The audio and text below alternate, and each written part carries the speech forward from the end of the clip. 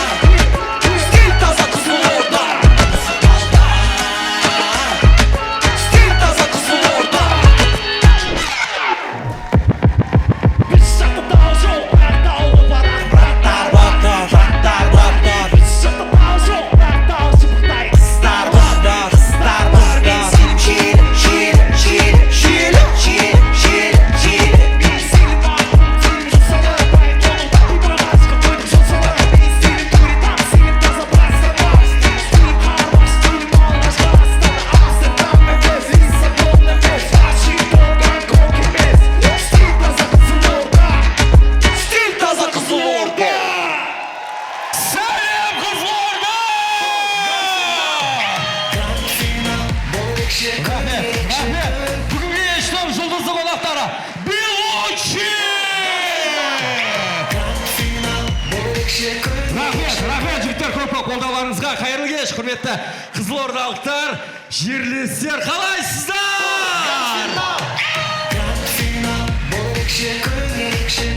Рахмет. Расыменде бұл ерекше күн. Біз үшін де тарихи күн. Себебі 10 жылдап сахнаға шықпаған ойыншылар дәл бүгін сіздер үшін өнер көрсетеді, құрметті достар. Сахнада дәл қазір қазақ кино саласының, телевизия саласының, медиа саласының белді өкілдері, біздің мақтаныштарымыз қызылордалықтар тұр. Бір қошемет соғып қойсаңыздар болады. Өздерінің тығыз графигінде туған ел үшін, туған жер үшін, сүйікті көрермен үшін алтын уақыттарын бөліп келіп, бірнеше күн жатып, дайындалып, сіздерге бір ұмытылмас әзіл кешін сыйлағысы келіп отыр. Ендеше, құрметті достар, құрметті қызылордалықтар, гранд финалға қош келдіңіздер! Гранд финал, бұл ерекше күн,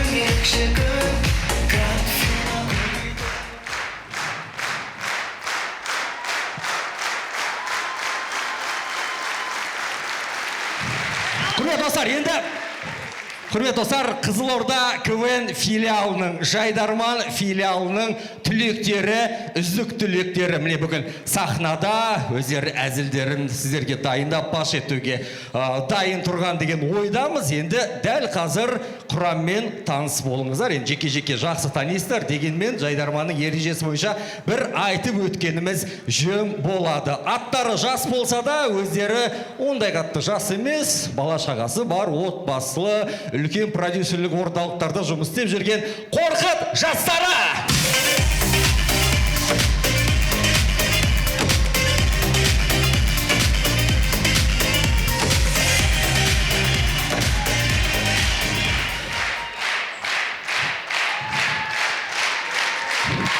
Саға. Вау, рахмет. Не деген көрермен, браво, Қорқыт жастары. Енді қазіргі таңда кино саласындағы біраз фильмдердің авторлары, режиссерлары жиналған түрлі тур концерттер ұйымдастыратын жігіттер, қысқасы толықтай осы салада жүрген Тұңғыш Астана!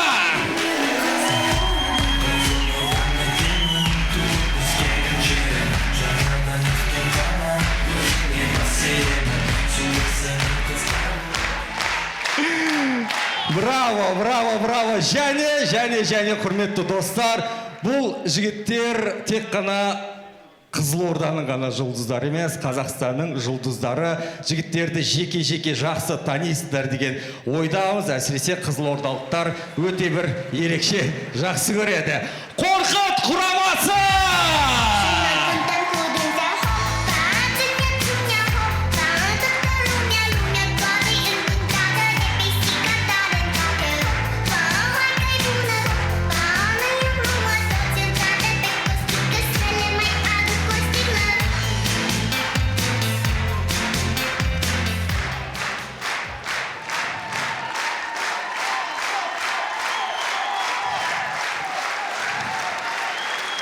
Браво. Және келесі команда нағыз әзіл қалжыңның генераторлары. Түртсең әзіл шығатын команда Қызылордадан шыққан тұңғыш жалғыз жоғары лиганың чемпионары Аралас Арал!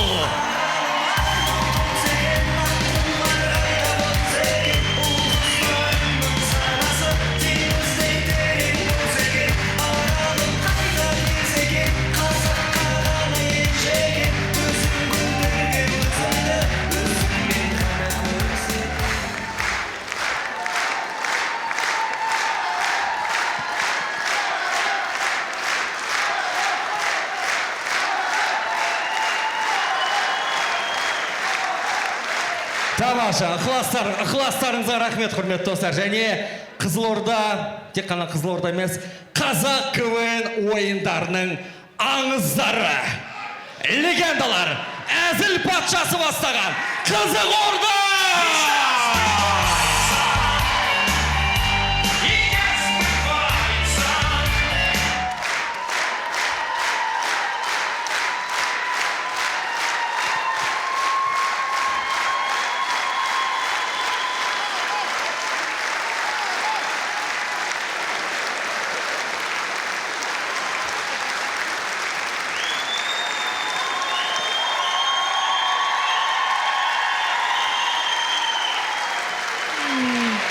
Вау! Бұл жігіт не жүрген? Так, сонымен, қымбатты достар, көп рахмет, ықыластарыңызға ерекше алғыс білдіреміз. Енді дәл осындай жұлдызды командалар бүгін тек қана өнер көрсетпейді, шайқас болады. Бүгін бізде шайқас болады. Команданың артындағы бәсекелестікті көрсеңіздер ғой. Себебі арнайы чемпиондық белдігімізде бар, ал оларды анықтайтын әрине біздің қазылар алқасы, біздің жұлдызды құрам. Құрметті достар, ендеше таныс болыңыздар, әлем чемпионы зілтемірші, біздің мақтанышымыз Алмас Өтешев!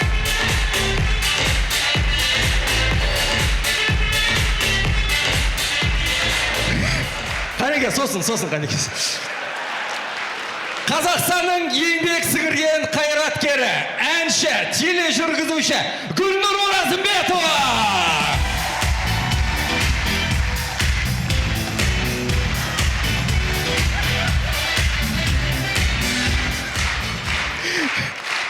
Тамаша, тағы біздің жерлесіміз Қызылордадан шыққан жұлдызды қыз, журналист, тележүргізуші Айгерім Есенәлі.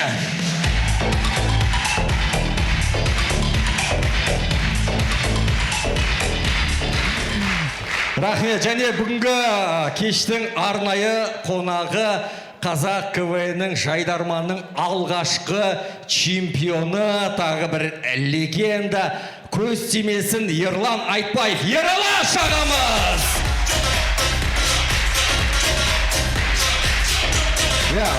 Расымен де бұл кісілердің ойынын біз дискпен көріп өстік қой, құрметті достар. Бұйырса, жақын арада сол баяғы сүйікті қалжыңдарыңызды үлкен экрандарда көре аласыздар. 22 қаңтардан бастап көз тимесі фильмі үлкен экрандарда. Бір қошемет соқпайыздар, сәттілік тілейміз. Және бүгінгі ойынның бас демеушісі Қазақстандағы нөмірі 1-ші автосалон, Юкарс автосалонның директоры Нұрсұлтан Исмаилов.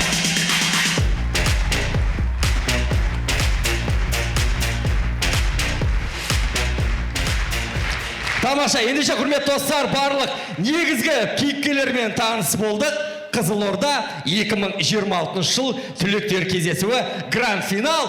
Біз бастаймыз! Гранд финал, бұл екші күн, гранд финал, күлкіге толы күн, гранд финал, түлектер бір сахнада. Тамаша, көрдіңіздер ғой? Сағынып болған ғой сіздерді. Ерекше ықыластарыңызға көп рахмет, құрметті достар, құрметті сүйікті көрермен, сіздерге мың алғыс. Уақыт бөліп келгендеріңізге көп рахмет. Көрерменді анықтап олайықшы. Негізі ойыншылар танисыздар ғой, келіп жатқан. 20-дан 25-ке дейінгі көрермендер бар ма, жасы? Жақсы. Так. 30 плюс бар ма? 30 плюс. Міне, вот сіздерге тамаша. Сонымен, қымбат достар, бүгінгі шайқасты бастайтын алғашқы команда, сіздердің ерекше қошеметтеріңіз, сахнада Қорқыт жастары.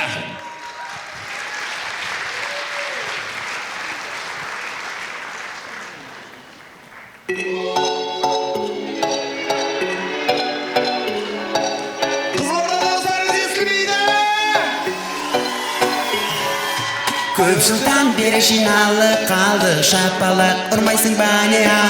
Онсыз да біздер әрең жиналдық. Көңіліңді көтерейін зал, жюри қойсын бізге жақсы бал. Шығып тұрық бүгін қайтадан, бүгін шулаңдаршы. Көңіліңді бермесің өкпелеп қаламын, қаласаң да сен қаламасаң да. Қабағыңды түймей көңіл ойласаңшы, ойнарыз андасаң да. Мереке құтты болсын достар! Шашу шашылсын! Шашу шашылсын! Шашу қайда? Шашу мерекелеріңізбен жағыңдарыңызбен құттықтар! Шашу! Шашу!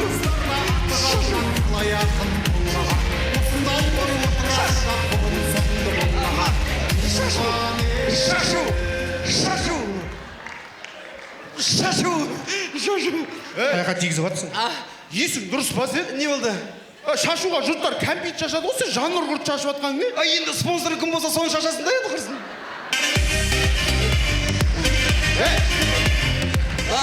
Артық әңгімен қояйық жігіттер, қаншама жылдан кейін жиналып тұрып көрерменді көріп кәдімгідей сағынып қалыппыз сіздерді. Бірден қуаныш жаңалықтан бастағым келіп тұр, мен көктемде үйленем. Әй, көктемнің қыздары қатын болмайды, жабылып қалды ой.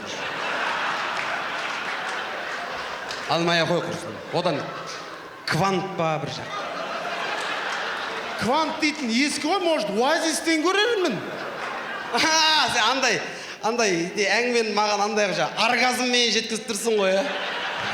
Ей, қылмаш сабылазын дейді. Ей, сарказм дейді оны. Ойбай, біз немен айналысып жүрміз екеуміз?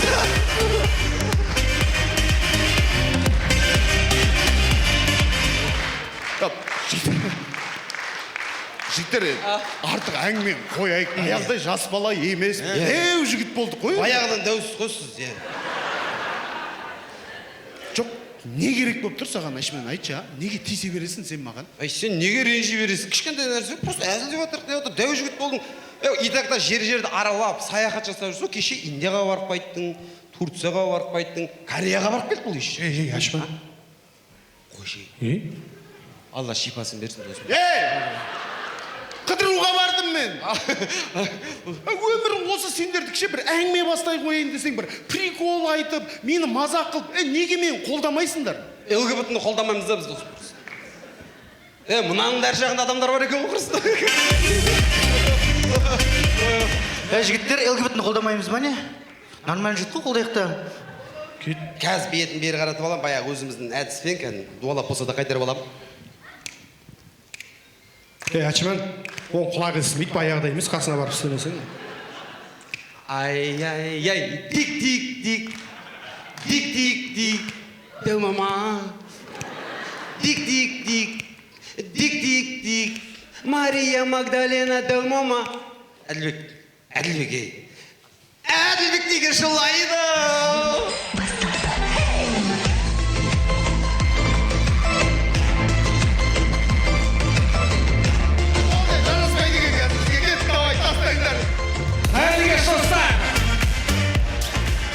Қымбат достар, олай болса, иттердің махаббаты.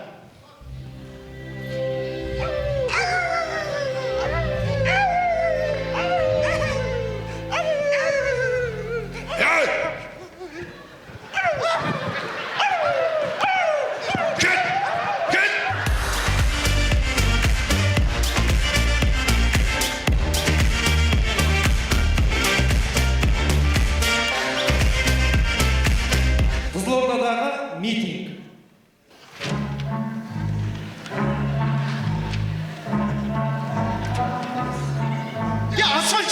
Асфальт. Бар ғой асфальт. Бар,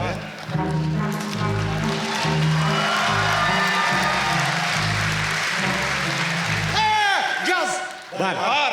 Жылу бар. Су бар. Леу берік бар. Стадион бар. Тұрғын үй бар. Жемқорлық жоқ. Кім айтты оны? Ей, кеше қала әкімі айтты ғой, жемқорлық жоқ деді. Не айтпақшы, бізде қала әкімі бар екен ғой, сол тұсына үміткер береміз. Қала әкімі туралы айтайық та. Оны не айтасың, ештеңе істеп жатқан жоқ қой бәрібір. Не, ол да бар, дұрыс. Айтатын тақырып жоқ па енді? Жоқ. Бұл қайтайық онда. Қайтқанда, Не күтіп тұрсыңдар? біз таксистпіз ғой негізі. Енді Біз клиент күтіп тұрық қой. қақта клиент? Жоқ қой, клиент жоқ. Жоқ па? Клиент жоқ? Клиент жоқ қой. Клиент жоқ. Маркер қайда жазыңдар?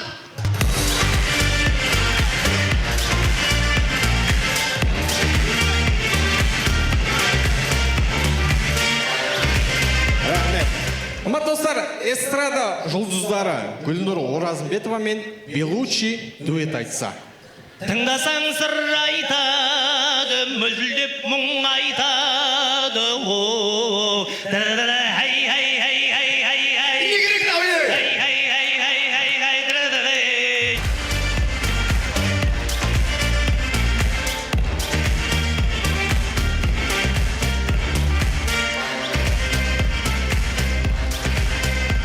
Рахмет.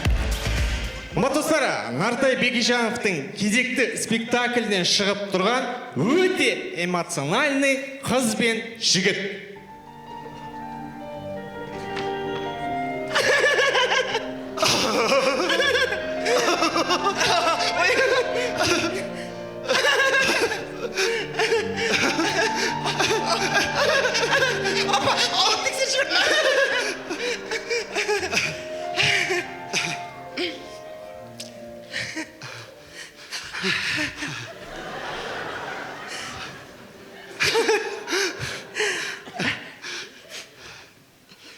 Өстіп тұра береміз ба? Сенің қасыңа келгенде аузымнан сөз шықпайтын болыпты. Сөз шықпаса да нормальный еш шығады екен. Әзілдемешеш. Натуритім. Кел, скамейкке отырайық. Салқын емес па? Ничего, мен 6 балам бар уже, отыра берейік.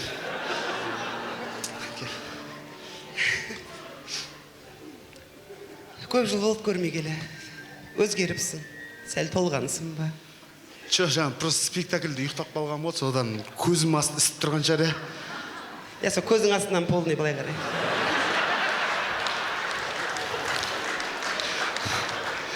Әзілдей бермеші. Жо, натуритім.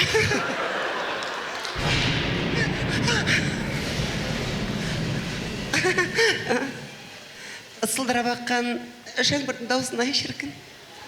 Жаңбырдың даусын жақсы көретін бең. Жоқ, судың даусына туалетке шыққым кеп кетті.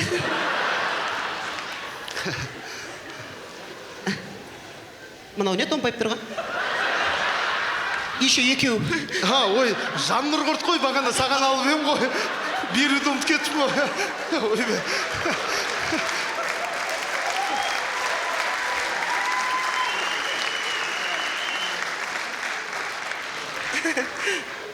Мен Жаннұрғырт жақсы көрім. Мен Жаннұрғырт қарзамын да негізі. Құрт шығарады, чечіл шығарады, енді бір пиви шығарса. Сен пиви ішетін бең? Иногда, в основном арақ қоймейді. Әзілдемеші. Жонат көрейді отырмын. О, қарындас, таныспадық па? Болады танысуға. Ей, мен отырсың ғой сен? Мен көшеде кім көрінге мен таныспаймын, WhatsApp-қа жазды. Айттың ба? Жігіттер, реті келсе жүре берсеңдеш, мен қызбен отыр едім. Ей, қыздың қасында не өзінше болып тұрсың? Жүрші бұлай. Мен түсінбедім. Мен сөйлесіп тайын, Айгүл. Сөйлеспеш олармен керек емес. Сөйлесіп тайын, Айгүл. Керек емес, сөйлеспеш әділ. Неге? Сенің аузың сасиды ғой. Айгүл, кетші, мен сөйлесіп тайын деймін. Кетші бұл. Керек емес, әділ, керек емес. Сендерде барыңдар, керек емес, әділ. Сөйлеспеш олармен, керек емес. Не болды? Мен ұрып тастайды деп уайымдап тұрсың ба? Қыз көрейін демеу ғой просто. Кетші бұл. Кетпейсің ғой. Жоқ, мен Онда біз кетеміз. Жүріңдерші. Жүр.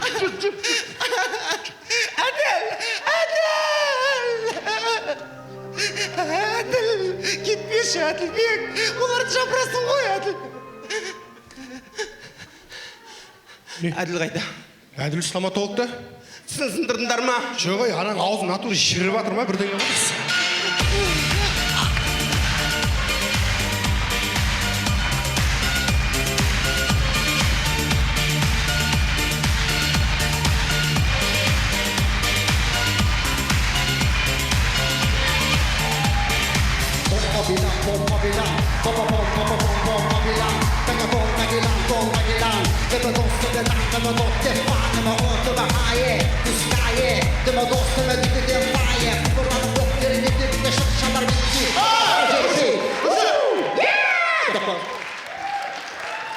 Ужас кім? Аманшылық па, Есқара не болды? ойнайшы сендерге what the fuck.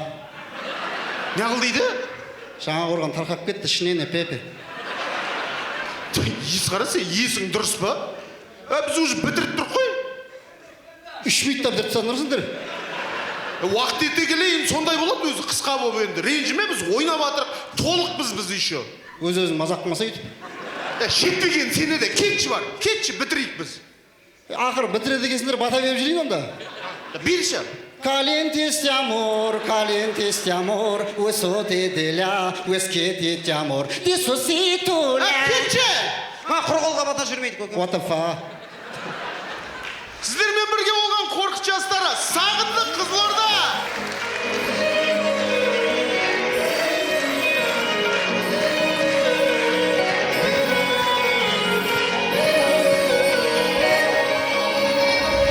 Сағындық расында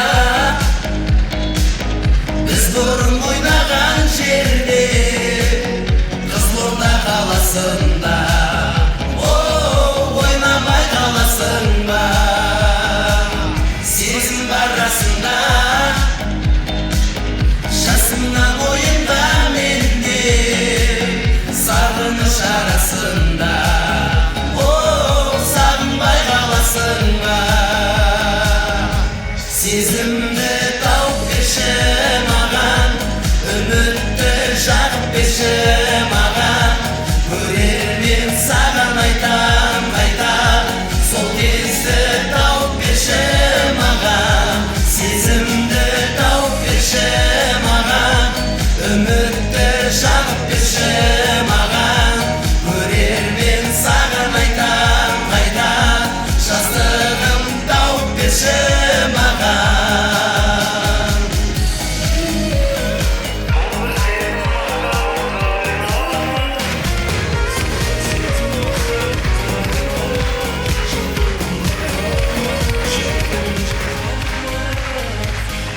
Қошеметтеріңіз қорқыт жастары.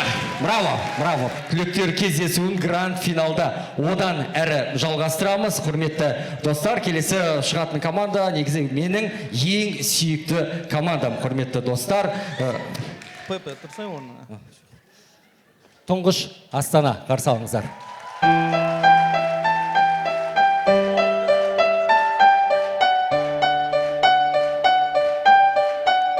Көк аспаннан жаңбыр... Бүжірмес.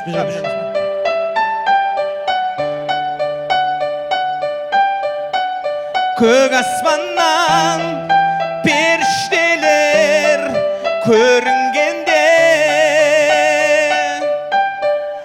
ақ бұлттардан ата бабам көмектесші. Не айтып отырсың? Ата бабадан көмек сұрамасаң, далардан жегіліп қалатын сияқтысың ғой қазір.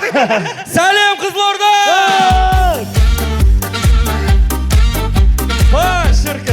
Шіркін, ерекше ойын. Сағындық достар, расымен де сіздерді 10 жыл болыпты ғой? 10 жыл болды біздің кеткенімізге, Астанаға, Алматыға. Әлібей, сен қалдың ғой осы жерде. Не жаңалық болып жатыр Қызылорда айтшы? Қалада жаңалықтарды өзің білесіңдер ғой, бірақ 10 жыл болды ғой кетпағандарға. 10 жыл бұрынғы жаңалықты айтайсыңдерге. Айтыңыз. Арай жақта білесіңдер ма, бір үй бар дейтін еді ғой, ішінде елес бар деген, кішкентай қыз бар дейтін. Сол қыз өсті қазір. Сол қыз үйлендірдік қой кеше. Кім алды десең? Кім алды? Ана кібейдегі елес алды ғой. Оның тойында кім болды десең? Айгүл Иманбаева таңғы елес деген өлең айтты ғой. Оны кім жүргізді десең тойын? Құттыбай Сағындық Көтікше сол жүргізді ғой, басын бастады, аяғында жоқ болып кетті, елес болып кетті ғой.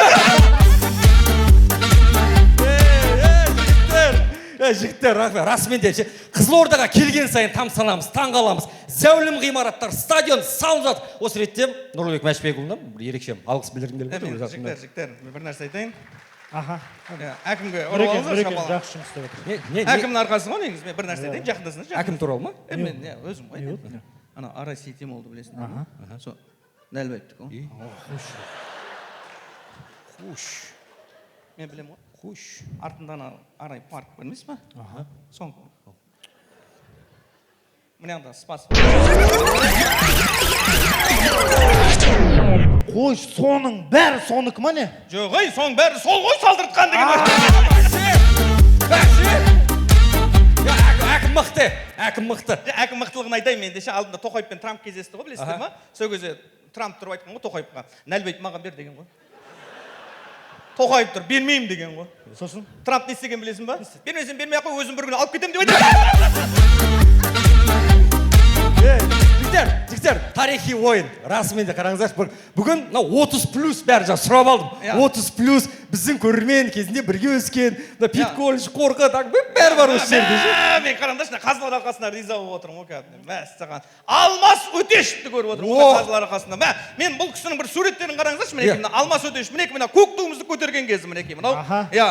Мына штангыны көтерген кезі мінекей, қараңыздар мінекей. Мынау көтере алмай қалған кезі.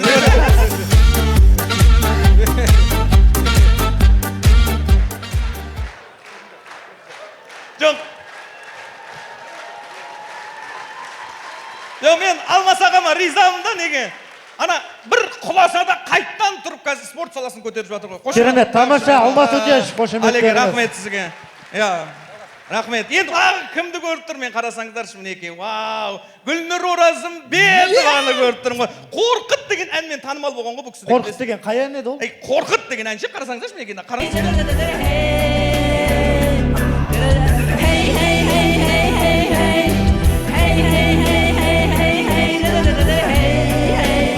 Гүлнұр ханым, өлеңді өзіңіз ғана айта бересіз ау. Бермей ақ қойыңыз.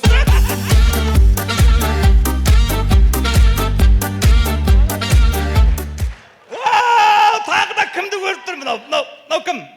Танымай тұрмын да, бір шетіне біреу отырмын. Ол кісі Нұрсұлтан деген кісі. Путинмен кездескен осы ма? Жоқ, басқа. Анау ред флаг, тәлістама бірдеңені жазып анау байымен қырыл, әйелмен қырыл бірдеңені жазып осы ма? Бойы кішкентай еді, осыны болып кеткен ба бірдеңе? Жоқ, бұл бүгінгі ойынның бас демеушісі Нұрсұлтан мырза. Кәріс жігіт деген осы ма? Юкарс деген ғой. Юкарс. Мен кімді көрдім құдайым-ау? Айгерім сен әлі. Айгерім. Мен сіздер білесіздер ме, 17 жастар деген бағдарлама болды ғой, соны көріп өстік қой біздің кәдімгідей. Қараңыздаршы, 17 жастар деген бағдарлама. Мінекеңізді. Сіздер жастықтың отын жалындатқан 17 жастар бағдарламасын көріп отырсыздар. Сіздердің алдарыңызда мен Айгерім. Қарасаңыздаршы, 17-те осындай ғой. Неше жылдар өтті деймді, әлі білмеймін, неше жасқа келдің қазір сен. Ризамын кәдімдей. Ол, қазірде 17-де ол. Ей, жаным, махаббатым ғой менің. Шапағатым ғой менің. Есі қара, не істепшін сен? Өзің командаң жоқ па? Біз ойнап атып, сен кедергі жасап атсың бізге. Айгерімге крем да шығам бұрын. Кетші бір артқа. What the fuck? Братан, бір крем бол. Болды. Берем де шығам. Тез. Бар, тез. Өтініш.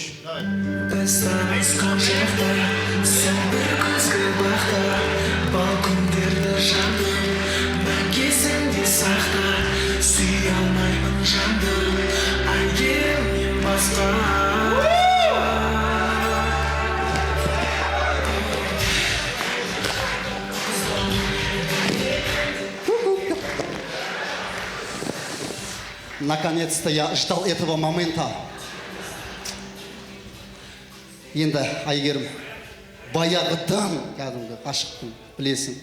Сондықтан бір мүмкіндік беріп аяшы мені.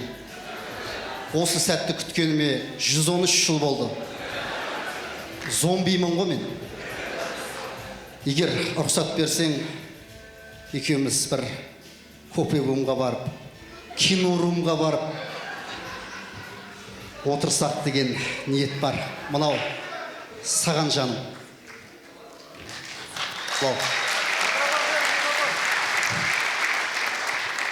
Мен сені аяймын.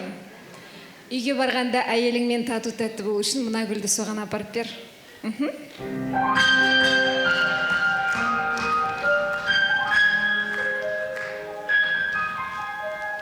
Грустно.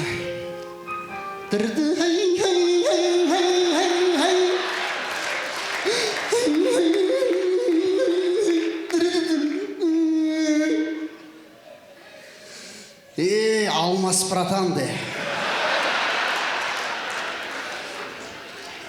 Бәрі өздерінше бизнес әйтеуір.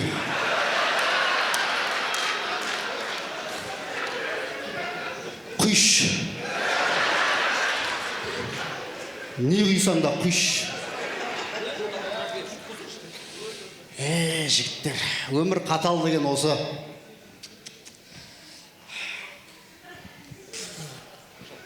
Мынау әлі қоймаған ғой.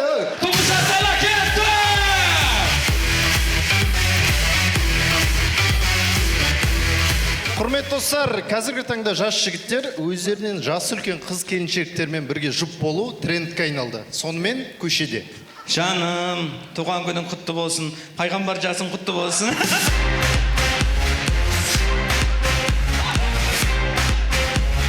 Сонымен достар, көреміз банкте болған жағдай.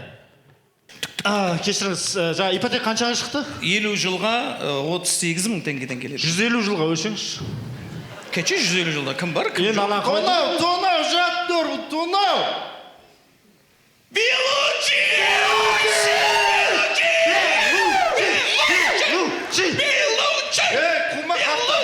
Ақшаны сал тез бұл! Стиль таза Қызылорда! Сүрінген банкте кеттір! Мұнда бұзық балды!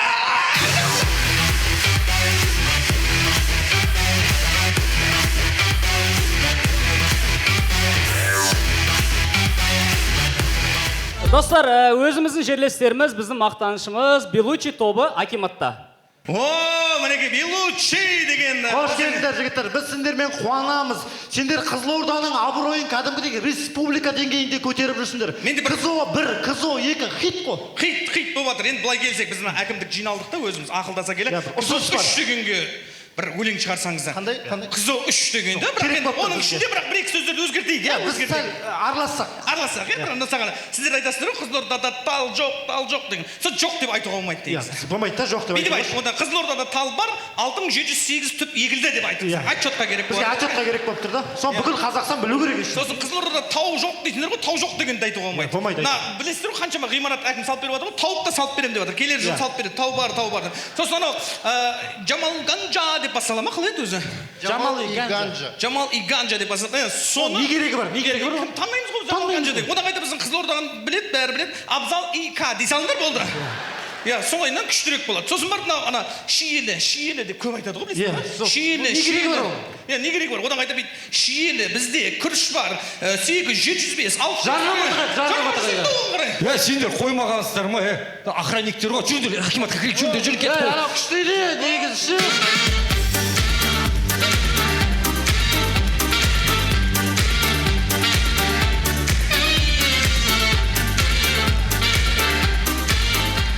Қалай, Тұңғыш Астананың өнері ұнады ма сіздерге? Кәдімгідей. Мен өз деңгейінде ойнап отырмын, балдар 5-6 жыл болған ойнамағалы. Образға кіре алмай жатыр, реттей алмай жатыр. Бірақ енді негізі бүгінгі ойын ұйымдастырып жатқанға үлкен алғысын білдіремін. Неге? Өйткені Жайдарманда мен ойнап жүргенмен, осы Қызылордада жүргенмен, бұл Алматыдағы, Астанадағы бауырларды көріп, кәдімгі мен сағынышын басып, бір сахнада үлкен жеңсек те, жеңбесек те, кәдімгі керемет көңіл күй, жақсы бір демалыс болып жатыр маған ше, негізі. Әлбей. Шынайы ғой. Рахмет. Сағынсаң, кет Астана. Телевидениеға кетіп жұмысқа кіресің. Болмаса Алматыға жүр бізбен. Кино түсірейік, сериалдар жасайық. Не істейсің Қызылордада? Досым немесе жүр, бүкіл Қазақстанға концерт, гастроль, тур, түпкір-түпкіріне барамыз. Дұрыс айтады, әлі шынымен де Қызылордада не істейсің, ештеңе жоқ қой. Кеттік. Әлбей сен яқта өспей қалдың да, біз уже өсіп кетіп бара жатырмыз. Жоқ, қалай өспей қалдың, қалай өсіп кетіп жатыр дейсің. Шамалы ойлансаңдаршы. Мен бір сіздерде біліп бола ма негізі осы қызылордалықтар мен түсінбеймін. Мысалы мынау Байқоңыр, Арал, Қазалының жастары неге өзі қит етсе бітті Ақтөбеге, батысқа қарай кетеді еліктеп. Мына Шиелі Жаңақорған жастары мен түсінбеймін. Неге ол Жаңақорғаннан неге кетеді? Түркістан мен Шымкентке кетеді. Біз мына Қызылорданың жастары не үшін біз Алматы, Астанаға кетуіміз керек? Мына ғимараттар не үшін салынып жатыр? Қала жастардың қаласына айналамыз деп жатыр. Бұл кім үшін керек осы нәрселердің бәрі? Жоқ, қайта кетсеңіздер дұрыс, барыңыздар, оқыңыздар, бірақ келіп жұмыс жасасаңыздаршы осы жаққа қарай. Осы Қызылорданың Нәлбайтпен екеуміз ғана керек па? Мен сіздермен барам деп айта алмаймын. Қара шаңыраққа да бір адам керек шығар,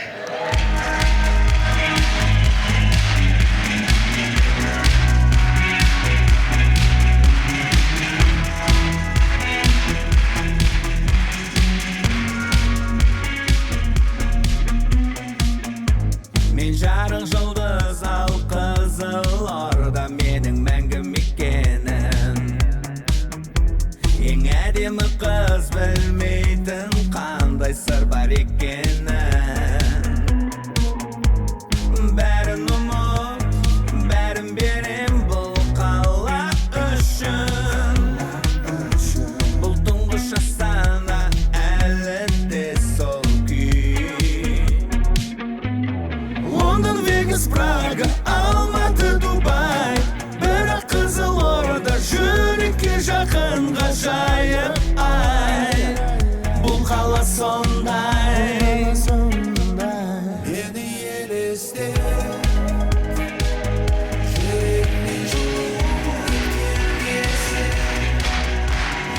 Тұңғыш Астана.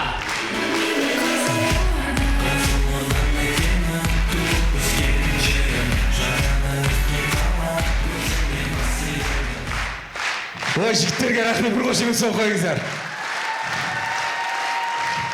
Рахмет достар, қошеметтеріңізге. Ой, бір еркелеп ойнап жүрміз бәріміз. Айызымыз қанып мына сахнаға шығып. Көп рахмет қолдап келгендеріңізге, уақыт бөліп келгендеріңізге тағы да алғыс білдіреміз. Енді осы ретте бізді қолдап келген, алыстан келген біздің қазылар алқасына алғыс білдіргім келіп отыр. Гүлеке, Айгерім ханым, Алматы, Астанадан келіп жатыр. Ерекең Шымкенттен келіп жатыр. Көп рахмет, алыстан келдіңіздер. Енді Алеке өзіміздесіз ғой, одан бөлек енді көрермен ретінде келген бізді қолдап келген командалар бар. Шымкенттен келген миллион Жайдарман тобына бір қошемет соғып қойыңыздар осы ретте. Миллион жалғыз емес, ағалармен бірге келіпті. Менің жақын досым байдың балалары Нұрым Досбол келіп отыр. Бір қошемет соғып қойыңыздар Нұркеңе. Және де тарихқа өзінің аттарын алтын әріппен жазған, сезонға кіре сала жоғары лиганың чемпион атанған Ақбұлақ құрамасы бүгін бізбен бірге. Достар, көп рахмет. Уақыт бөліп келгендеріңізге алғыс білдіреміз. Қызылордалықтар қонақжайлық көрсетіп қойық та, достар. Тамаша. Және келесі шығатын командадан Жайдарман тарихына енген команда, себебі Қызылорда облысынан сыр өңірінен шыққан жалғыз жоғары лиганың чемпиондары. Аралас Арал, қарсы алыңыздар.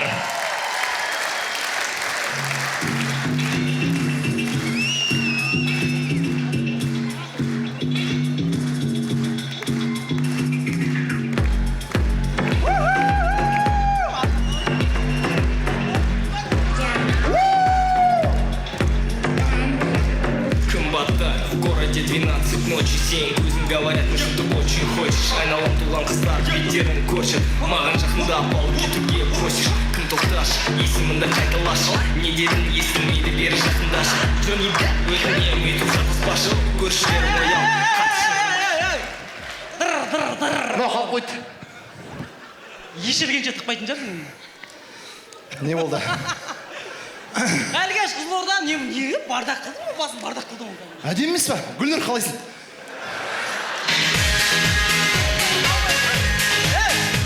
Гүлнұр қалайсың деп ол сенің не кәдімгі құрдасың ба не? Ол сенен үлкен емес пе? Қанша килограммдасың ал? 55? 65 килограмм үлкенмін мен анау. Шиго. Шиглиха. Ма? Осылар көрдің бе? Қызылорданы бардақ қылып сыртқа жаман қала деп көрсететіндер осылар. Көрдің бе Қызылорданы қандай қылып әкім күшті қылып жасап қойған? Тап-таза қала, көрдің бе? Сен білесің ма, қызылордалықтар деген жағымпаздан вообще жақтырмайды. Шынымен жақтырмайды.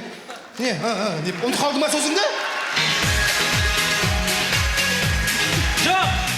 Жоқ, проблема жоқ, ол жағына жақтырмайды. Просто мен Қызылорда қаласына келгеннен кейін ең бірінші көзіме түскен ол стадион. Стадион маған қатты ұнады. Комптаудан анау кем емес. Қайсарды білесіңдер ма? Футбольный клуб Қайсар 2020-та вообще ұтылмаған. Әлі ешкіме ойнаған жоқ қой, 20 кеше басталған жоқ па? Дұрыс қой енді, басында айтып алайық та артынан білмейсіңдер ғой не болатынын. Жоқ, базар жоқ, сен ақыл мен саған бағанамен қарап тұрмын ғой. Кішкене өзгеріс бар, не ол? Шашектім ғой. Ертең бұйырса күзде орам. И сосын байым мен. Қалай байыйсың? Арасына білдіріп битті қып егіп жатырмын ғой, короче. Мынандай түптерден ше смел байып кетем ертең, көресіңдер ғой. Мен қалада кім деп айтатын білесің ба сен? Не деп айтады? Бамбас.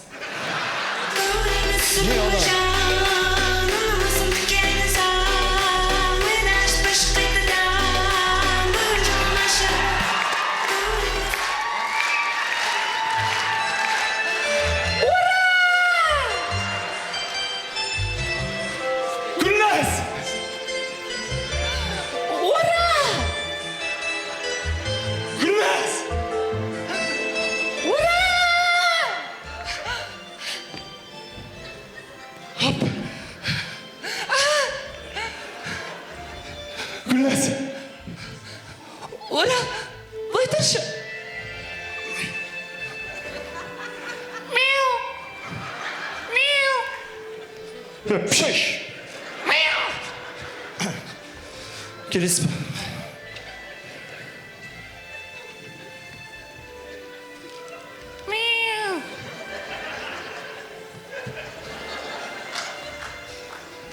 Орал! Жеңіс, не істеп жүрсің? Имеке, ассалаумағалейкум, қалайсыз, амансыз ба? Ура! Имеке, осы бала, міне. Аға, әлі ойнайтындарың бар, просто КВН ғой бұл. Аға жіберсеңші. Сақалыңыз ана менен.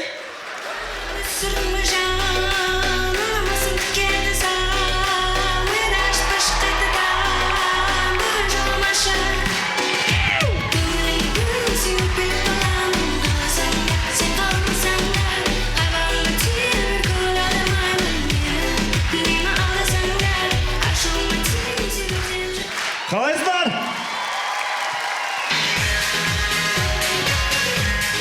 Қапер шайып кетті. Ана естің анда ше 111 КЗО 11 деген бесебет кімдікі конкретно. Нөмірді тегін беріп атқандай, таратып атқандай бір қатты ерсімеңдер ше, атау бесебетке тағып ше. Қалайсың, братан? Амансың ба? Бала-шаға өсіп жатыр ма? Жоқ, өспей қалды, бүйтіп тұр бәрі. Сен кеттің, содан өспей қалды. Келсе өсіріп берсе. Өзің де өспей қалыпсың ғой. Бір витамин ішіп аласың, а? Не істеп жүрсің сен, Галюк? Қалай не істеп жүрсің? Мен мына жерден айналып таба алмай жүрмін жаңа. Не қайда? Жаңа кіретін жері қайда? Әкімге барам ба деп. Әкімге? Неге? Әкімге бір беретінім бар еді. Не ол? Витамин ғой. Не істейді ол әкім? Ой, білмеймін, бәрін тез бітіріп тастап жатыр ғой.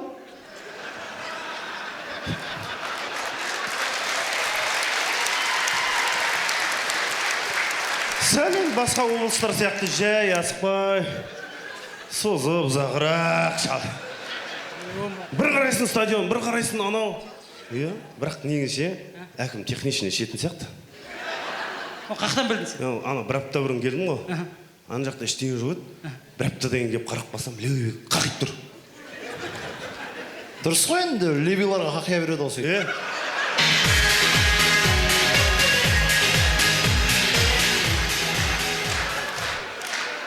Дұрыс қой, леви дейін деп атма, давай.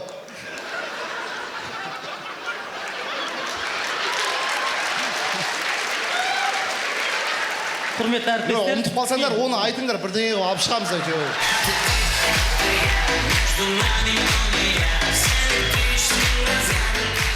Шашыңа қарап алшы. Өзім білеме.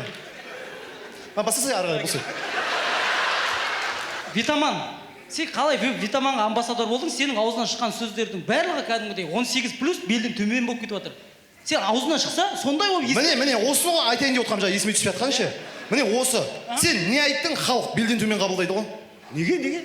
Айтшы ал, бірдеңе деші. Ой, мен не деп отырмын? Мен кәдімгі просто қалайсыңдар Қызылорда? Амансыңдар ма? О, деп кәдімгі бүйтіп амандастым. Не? Көрдің Міне мысалға мен тұрымда қалайсыз Гүлеке, привет деп жатырмын ғой мысалға мен. Көрдің ба? Біз қалайсыз Гүлеке, привет десе, андай серьезно қабылдайды да Гүлекең ше. Қалмайды ма бізде? Қалайсыз Гүлеке, привет. Дейді да, көтереді ше. Оны возбуждайды да. Қоймай, ондай. Көрдің ба, уже солай қабылдайды да сенен ше. Айтпашы осы Белучи басына не киіп алған? Не киіп алған дейді, басына не киіп алған дейді. Ең ше, сосын ше, нағаш, сен микрофонды былай ұстап тұрып айтпасаң, соның өзінен халық дұрыс емес қабылдайды, көрдің ба? Көңілін түсірдің сен мен. Түсірсең көтер ал. Енді не істеймін енді? Жоқ, бересе жаңа қоса енді қайта бақ. Қоспай қой. Қимыл да сондай екен ғой бұның. Деп жатыр ғой уже. Қызылорда, біз бастаймыз.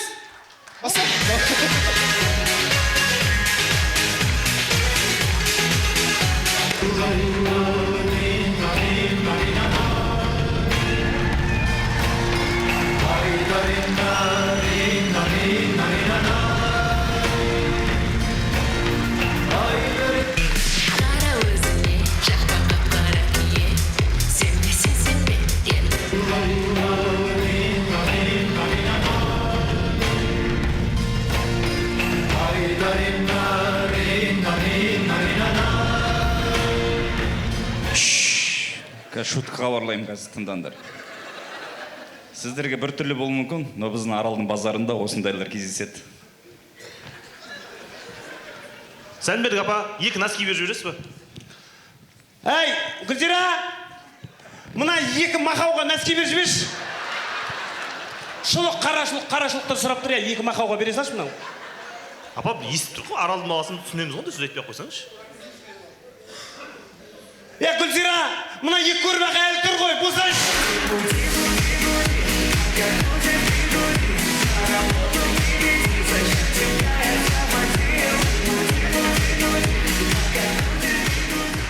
Кез келген әншінің қапталында бэк-вокалистер ән айтады. Сонымен бір-бірін көре алмайтын бэк-вокалистер.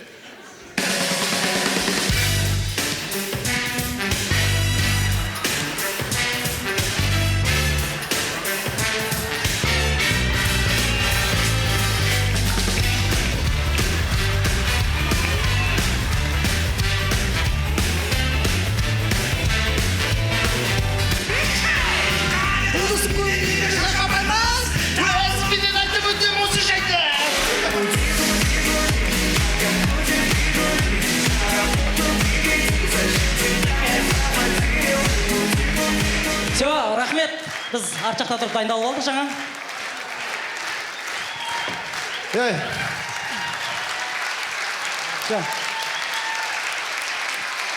Ойнамағымызға біраз болды. Еске түсіріп отырмыз бәрін. Андай достар, андайды бәріміз білеміз ғой. Әжесінің қолында өскен балалар ол сәл кішкене басқашалау болады. Білесіздер ғой ол нәрсені, білесіздер ме? Ну да, білесіздер. Сонымен құрметті достар, көреміз әжесінің тәрбиесінде өскен киллер, бірақ оның мылтығы жоқ екен. Мылтығы жоқ екен. Короче, мен Хабиб не қылсыныр? Қашық қайын не жаңалық болатыр. Амаштар. Жігіттер, араларыңда Ақылбек деген бала бар ма? Мен ғой. Сен, Ақылбек, не ғой? Құдай тас төбең не ұрсын сен? Қарамақау болда қатағал. Желкен қиылып жетпей кір. Көрбақ. Мақау бола қал, не дейін мен саған? Не саған бірдей дейін? Ай, киллермін ғой мен, киллермін. Заказ алып қойған, ақшасын төлеп қойған. Енді? Мылтығым жоғалтып отқан жоқ бесін ба? Ми жоқ. Не істеймін, өз қолымды өзім шабам ба? Қой, қолың шауып өйтіп. Қарамақау болды қатағал, не деймін саған?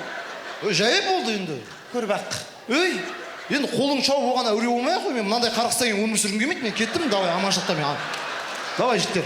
Нормально ғой, Өлесің ғой, да, не істеймін, мына қарақстан өлмей не істейсің, басқа не? Санаторияға барасың ба, қаққа барасың? Не күлесің? Қарап тұр, қалай күлесің сен? Қара жер тартқызайды ғой еще. Әзіл бітеді ғой осы жерде, неге өйтесің сен? Өзі ғой бастап сол жіберген күліп. Сені ойлаймын, күнімді болса кеткенде. Сені ойлаймын, жас келіп шықсам сен бірге. Сені ойлаймын, күз болып жидектергенде. Сені ойлаймын, сені мақтағанде.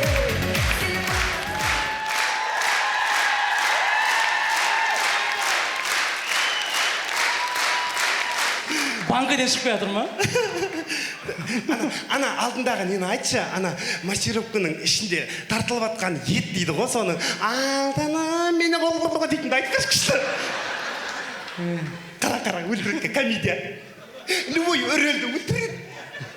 Дәл соны қалай болады екен енді, көрейін. Мәсөрөкпеден өтіп келе жатқан еттің әні дейді. Жүрегімді жаралап, асалым дейді. Айттым ғой, өлтірек.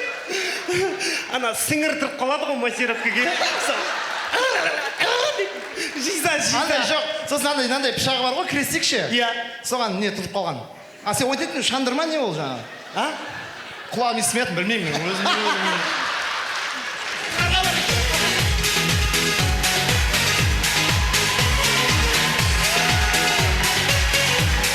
Құрметті достар, сөз соңында біз бүгін біз енді бұл залда 2009 жылы Сыр елі лигасында чемпион болғанбыз. Содан кейін қайттан шығып тұрмыз.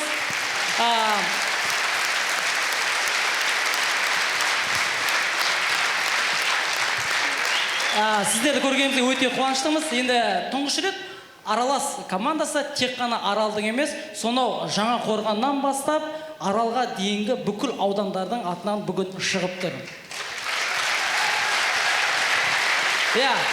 Қызылорда қаласы шынымен көркейіп кеткен, бірақ бүгін ауданға көңіл бөлетін уақыт келген шығар деп ойлаймын. Рахмет, Қызылорда, I love you!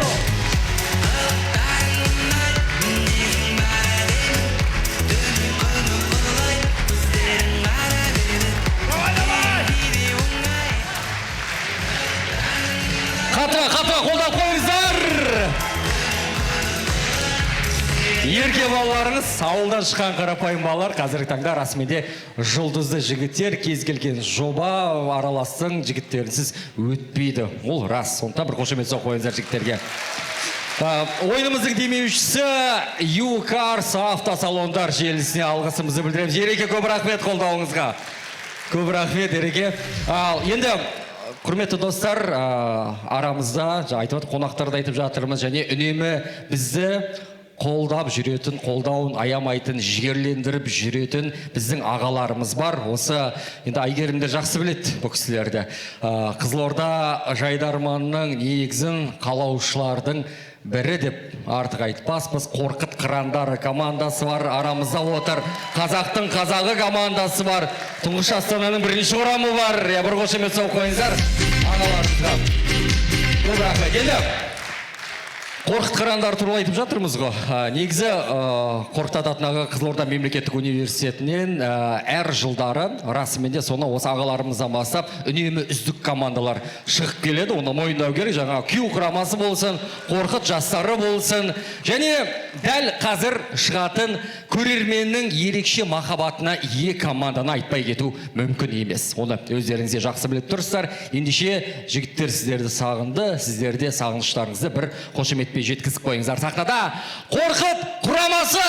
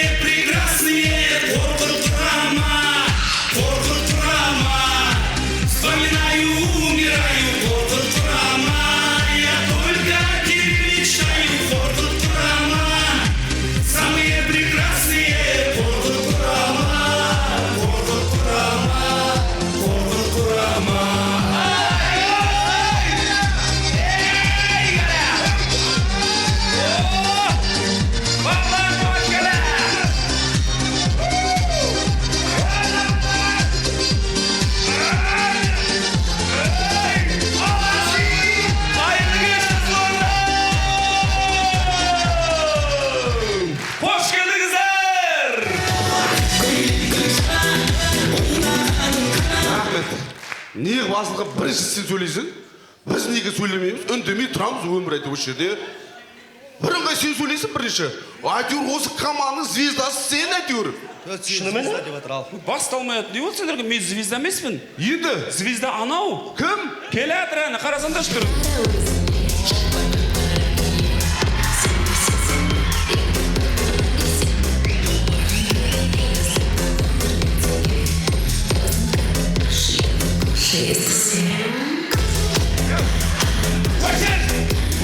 Кетші бұлай. Мынау қит болады Алматыда. Кіресің. Тоқташы, тұршы бұлай қара, кетші бұлай. Не істеп жүрсің? Филипп Киркоров құсап. Филипп Киркоров құсап не істеп жүрсің? Не мынау? Филипптің артын бес, не болды? Не болады? Алматыға барып не болып кеткен мынау бұла? Мынау бұзылып кеткен мынау. Не бұзылып кеткен? Бірден болса бұзылып кеткен дейсің. Не? Енді мынау сендер бар ғой, өсекшісіңдер. Мен кеше Алматыға кеттім да, менен бұрын өсектер білесіңдер ма? Айналай, Алматы. Қош, Алматымен қоса қош, айналай, біз Қызылордадамыз, өз Алматыға. Біз кеткен адамдардың артынан өсек айтпаймыз. Қош, андай форм бар ғой, кекпеш артта. Не? Не деген? Жоқ, не деген? Бұның қаяқтан шыққанын білеміз ғой, мынау не мынау? Алматы деп өзінше болып тұр да. Жоқ, қаяқтан шыққан деген не? Қаяқтан шыққанын білеміз ғой сен. Мен қаяқтан шықтым ба? Мынау қаяқтан шыққан білмейді. Бәріміз бір жерден шықтық қой. Қорқыттан шықтық қой бәріміз. Жоқ, оны түсініп тұрмын ғой. Не болады? Сен Тасбөгеттен шықтың, Тасбөгет. Тасбөгет? Иә. Әлі бар ма не Тасбөгет? Мынау. Мынаншы бір тас па бірдеңе бар ма басына жіберіп ұрасыз. Әуре болмай қыз, сенде тас та жоқ, өкпеде жоқ қой, жаңа не еді? Бәрін алып тастаған жоқ па? Адам денсаулығымен ойнау болмайды, тіпті бай. Өзің емес бай, Инстаграмға салған бәрін ауырып жатыр, тесіліп жатыр. Мынам тесіп жатыр деп. Өзі қосып.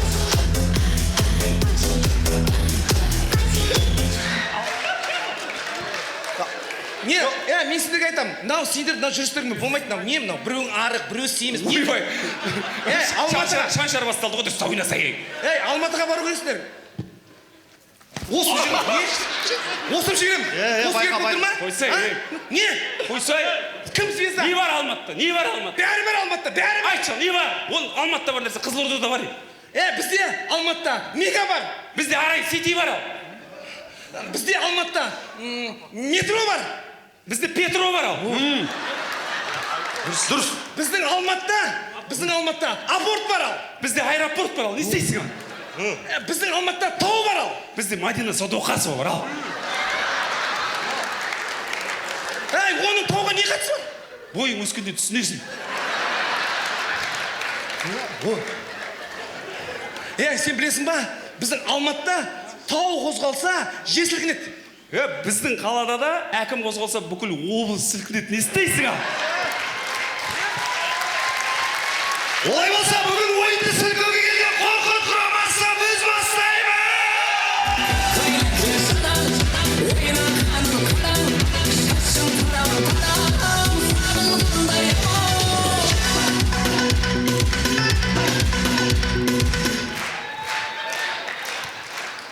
Тамаша, рахмет.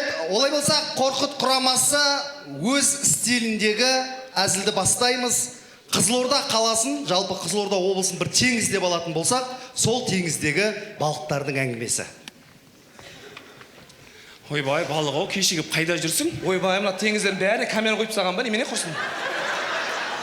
Әрең жеттік қой? Иә, кеше қойдық қой камераның бәрін. Біздің теңіз қалай, ұнады ма? Ойбай, ұнады. Былай қарасаң 40, былай қарасаң 40 әйтеуір. Біздің теңіз қазір Қазақстандағы теңіздердің алды, білесің ба? Қазақстандағы ең таза теңіз ол біздің теңіз. Мәссаған. Тағы не жаңалық болады теңіздерде? Ой, біздің теңізде жаңалық көп қазір. Біз бекірені білесің ба? Өзінің уылдырығын аэропорт салып берді ғой бізге. Мәссаған. Тағы не бар? Сол сияқты тағы да бір балық акулаға тағзым салып берді. Акула тағзым? Иә, біздің теңізде сол жағалау бар, білесің ба? Сол жағалауда 11.000 балыққа арналған аквариум салды. Мәссаған. Аха. Бізде сосын шабақтар үйі бар сол жақта. Шабақтар үйі? Иә, Беломор университеті бар ол жақта. Оның бәрін кім істеп жатыр? Осының бәрін істеп жатқан біздің киттің арқасы ғой. Кит аман болсын, кит аман болсын. Біздің киттердің киті.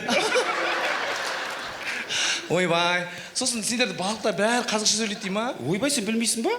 Біздің бүкіл балығымыз қазақша сөйлейді. Біздегі карастарға дейін қазақша сөйлейді. сол карастар айтпақшы қалада бай дейді ғой иә бір кафелер бар иә айтпақшы біздің теңізде карастардың кафесі қатты дамыған ғой сол карастар анау ит балықпен бірдеңе жей ма бірдеңе жейді иә сен қақтағын айтпай не айтып тұрсың ғой біздің теңізде білесің ба не бар алтын балық бар ғой қош кім ол алтын балық сазан ниязов сен кім жылан балық танисың ба біздің теңіздегі ана отқан жылан балық танисың ба былай танып отырмын жобалап ойбай біздің теңіздің талай темірін көтеріп атақ абыройын шығарды ғой кейіннен лақалар лақават етіп кетті ма жағаға шығып қалды ғой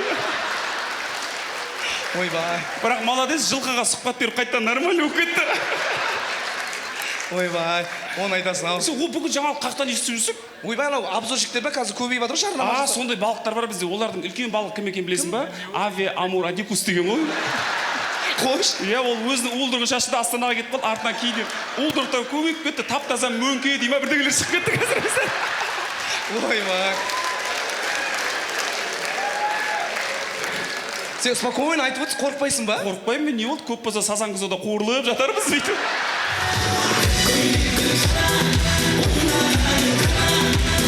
Рахмет, енді бүгін кереметте біздің қазылар алқасында жігіттер, ханымдар, арулар келіп отыр. Біз енді осы жерде тек қана қазылар алқасының жігіттер құрамын сахнаға шақырғымыз келіп тұр. Бізбен бір әзіл ойнап берсеңіздер. Алмас Өтешев, Нұрсұлтан және де Ерлан ағайымызды ортаға шақырамыз. Келіңіздер. Бір қошемет көрсетіңіздер.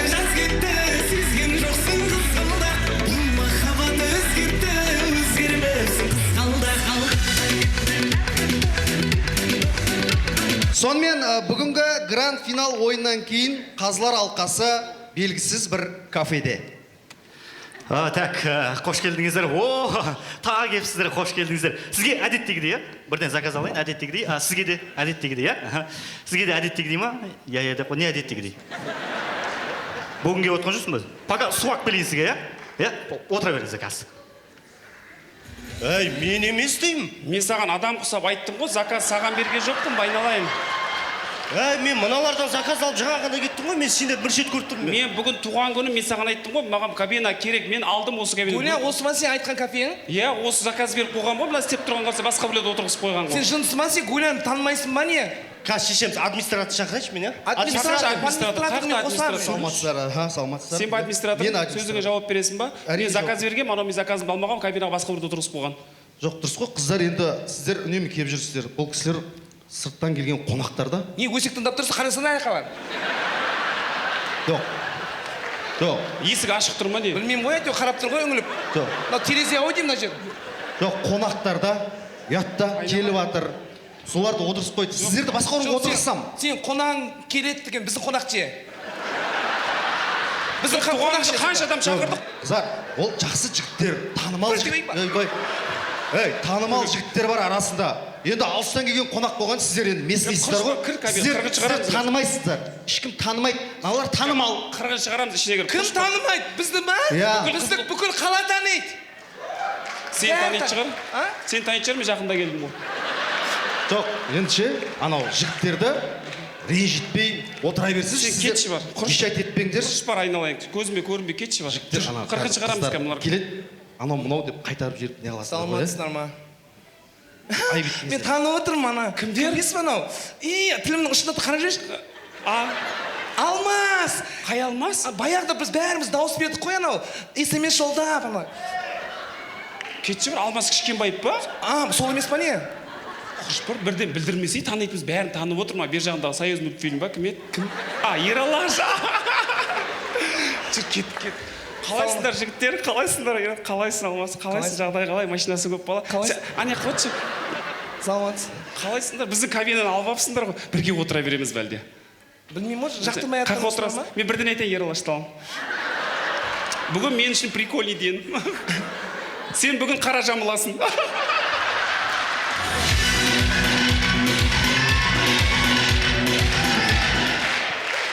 Жынды! Бірден айт қоймасай! Сенің тілің ауыр болады бүгін.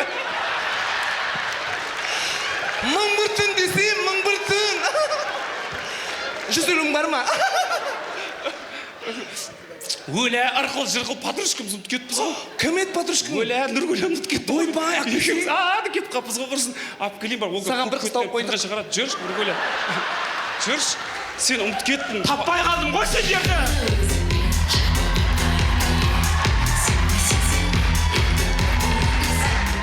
Қаяқта жүрсіңдер, сволочь? Мама, ана жақта деген не болған білесіңдер ма? Не болғаны? Айтайын үшін дейсің.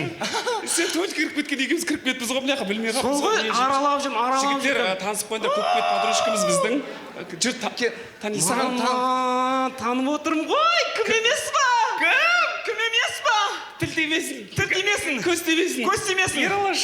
Кім Ералаш? Жүрсе Ералаш, Ералаш несі? Шын аты жоқ па не? Әлде атын айтпайтын бір жерде істеді ма басқа? Жоқ құрсын, өзіге не қылмаш бәрін. Ерлан аты оған не алмай қош, одан кейін Алмас. Мас? Алмас дейін. Алмас дейсің ба? Ана үшінші, не, Нұрсұлтан. Не, машина сататын салоны бар. Ей! Нұрс! Мама! Соңына дейін отырсаң, саған чангам береді. Мама! Ей! Соңына дейін отырудың шеберіміз ғой! Шеберіміз ғой соңына дейін отырудың, до конца отырудың. Түріне қарасай, чангам бере ма? Ойбай, мына точно чангам бере ма? Түріне қарасаң, кобальт сияқты ғой. Нормально ала берді көбіл, пақан айдап жүр ғой. Ей, бірдеңе берем деп... Қошпар қақтаған айтпай. Жоқ, бірдеңе берейін деп жатыр ма? Алмастан сұрайын да, бірдеңе бересің ба Алмас?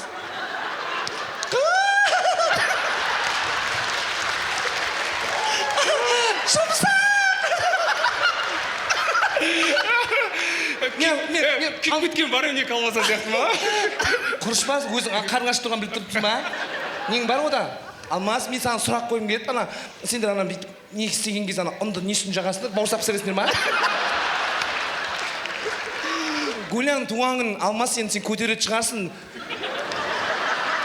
Давай тасташ, Алмасқа көтере алмайды Алмасқа. Неге көтере алмайды? Тасташ құрсын. Көтермей ақ қойсын, Ералаш өзі мойын алам деп отыр. Мен бүгін Ералаштың үйіне қонатын шығармын. Ералаштың үйіне? Иә. Сонда мен сенің үйіне қонбаймын ба не бүгін? Кім айтты мен үйге қонады деп? Не, машинаның пешкі істейді шығар, иә? Нормально шығар? Гуля, маған да Алмас айтады, үйге жүрсе, үйге жүрсе. Үй жоқ қоның қақа қонады деп отыр.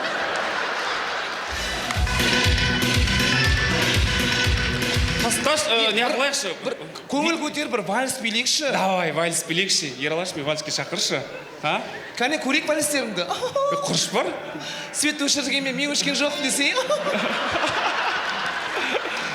Қандай күшті. Ералаш, сендер осы көз тимесін деген кино түсірдіңдер, иә? Иә. Бізде Қызылордадан соның екіншісін түсірін деп жатыр, күн тимесін деген. Алмас, мен де былай бір вальске шақыратын шығарсың, жүрсейін.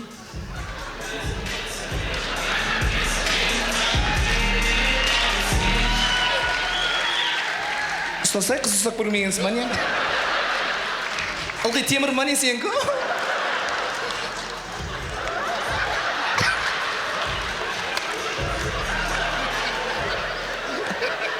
Енді сен, мен ұялып тұрған шығарсың.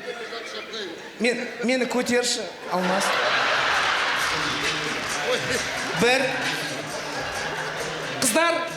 Қыздар. Ау. Нешеге тапсырыс берейін?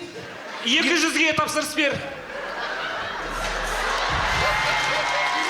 Мынау слабый ғой. Мынау денесі әшейін оттай береді екен. Ал, қыздар, сіздерге басқа орын дайындап. Ал. Қыздарға басқа сіздер мазаларыңыз ал. Алып кетейін. Сен понятың жоқ па? Кетсей деп тұр ғой, құрсай бар анаяқа. Барсай!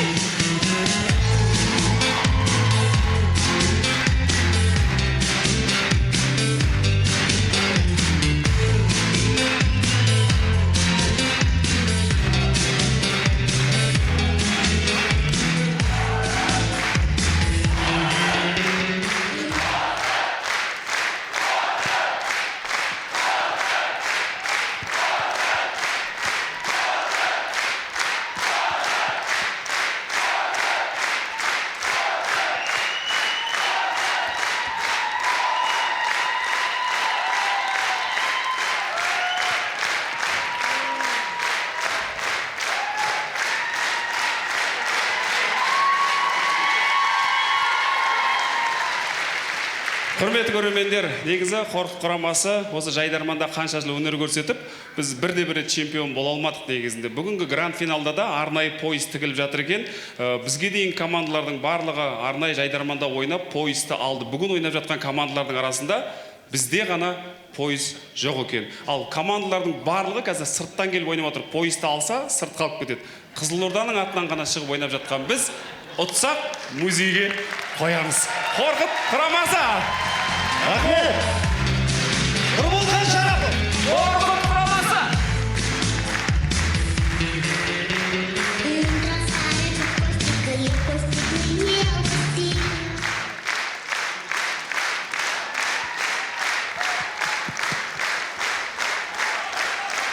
Нағыз халықтың чемпиондары Қорқыт құрамасы! Браво! Браво! Байқадыңыздар ма? Кәдімгі сағынып қалған ғой бәрі. Мына сахнаны сағынып қалған, сіздерді сағынып қалған қымбатты көрермен, сондықтан да көп рахмет. Мың алғыс, қадірлі қазылар алқасы. Актерлік шеберліктеріңізге ерекше алғыс білдіреміз. Қошемет соқуға қазылар алқасына. Ой, Нұрекет, сіз тек қана кәсіпкер емес, кәдімгі мықты актер болып тұр екенсіз, тамаша. Көп рахмет. Юкарс автосалондарына біздің ойынымызға демеуші болғанша бір алғыс білдіріп қояйық. Көп рахмет. Тамаша, керемет. Ал енді соңғы шығатын командаға ерекше қолдауларыңыз қажет. Енді жас шағынан болсын, ең үлкен кісілер осылар шығайын деп отқан, сондықтан да бір ерекше қошемет соғып қояйық. Құрметті достар, құрметті қызылордалықтар, Қызылорда КВН-нің ғана емес, Қазақстан КВН-нің аңыздары. Сахнада Қызылорда! Мечта сбывается, и не сбывается. Любовь приходит к нам, порой не нам. Но все хорошее. Ай, бәрекелді! Ассалаумағалейкум, Қызылорда!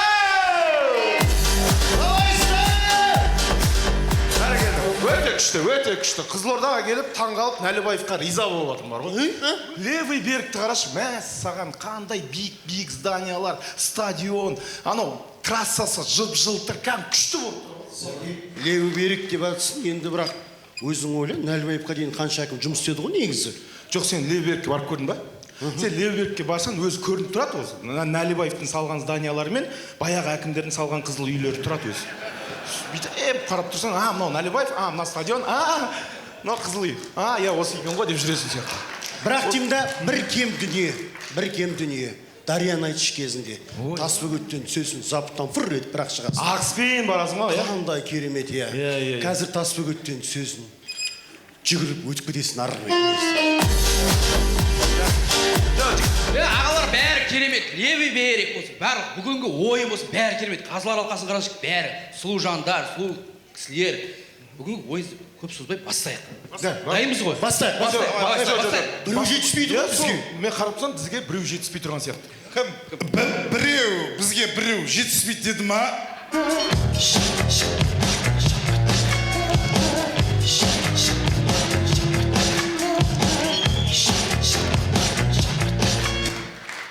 Братан, үш жерден тоқтаймыз, ары қарай жаяу барасың. Қанат қайдан келдісің? Шугарингтен. Шугарингтен келдім. Шугарингден? Мұнан бас демейді. Барықта бас пен Шугарингке кіріп кеткен ғой. Мен айттым, до конца істетсе деймін, алдын істеткен ауырады ғой. Екі жағын істетпей ғой. Қалайсың? Қанат, түсінттірім. Шугаринг емес, айналайын. Қанша жылдан бері шығып тұрмыз мына жерде. Қарсыластарды көрдің ба сен? Көрдім. Шугаринг деген әзіл ойнап отырамыз ба енді сен? Басқа не ойнайсың? Басқа не ойлайсың аналар? Не деген масқара адамдар анау? Шеттерінен лицосы айырып жатыр. Не деген балдар анау? Танымал. Бірінен соң бірі. 1.500.000, 1.600.000 подписчик. Мыналармен қайқа барасың? Кім мынау? Кім? Жаңа ғана бордағыдан шыққан балдар ма? Не нау? Мынау 2 күннен кейін союға болады. Мынаны 3 күнге дейін союға болады. Союсыз бәле. Жоқ, мен түсінбеймін сайт, нем, вообще. Жоқ, негізі сайт, мен ұмытып тұрған жоқпын. Жоқ, Сәке, сен түсінші, негізі ана балдар деген енді масқара ужас негізі бар ғой. Мен саған айтайын, мыналарды сен алып шыққан адамдар, сенің балдар емес па да?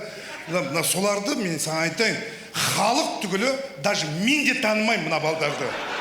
Қанат, сен шамал жан-жаға қарасай, қалай танымайсың сен? Осы сахнада 16 жыл бұрын мен де квен ойнағанмын. Бірге ойнаған жоқпыз ба квенді? Ту сонау Астанаға, Алматыға, Қарағанды, Жезқазған, Атырау, Ақтау бәріне бірге барған жоқпыз ба? Атырау, Ақтауға да бардық па? Танымайтын адамдар мен неге әр қалада жүрмін мен? Қанат, сен өйтіп танымаймын деп неғыма, мен де квен бірге ойнағанбыз квенді. Сен енді өнерді қуып кеткен шығарсың ары қарай. Сен кеттің. Сенен кейін Саид кетті. Одан кейін Бақалек кетті. Одан кейін Санат кетті. Анау да кетті. Бәрін кетіп қалғансыңдар ма немене? Жоқ, негізі сен бауырым, сен түсініп тұрмын, сен ренжитіндігің бар негізі бар ғой. Не ғой, қазір біздің қоғам әркім өз пікірін айтуға құқылы. Сен өзің не айтқың келеді, соны айта бересің, біз оны тыңдаймыз. Ескерсе ескереді, ескермейсе ескермейді, ол бәрібір. Негізі мынау кім?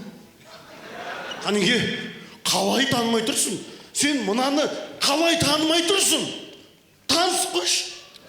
Алмас қой. Мынау Алмас па?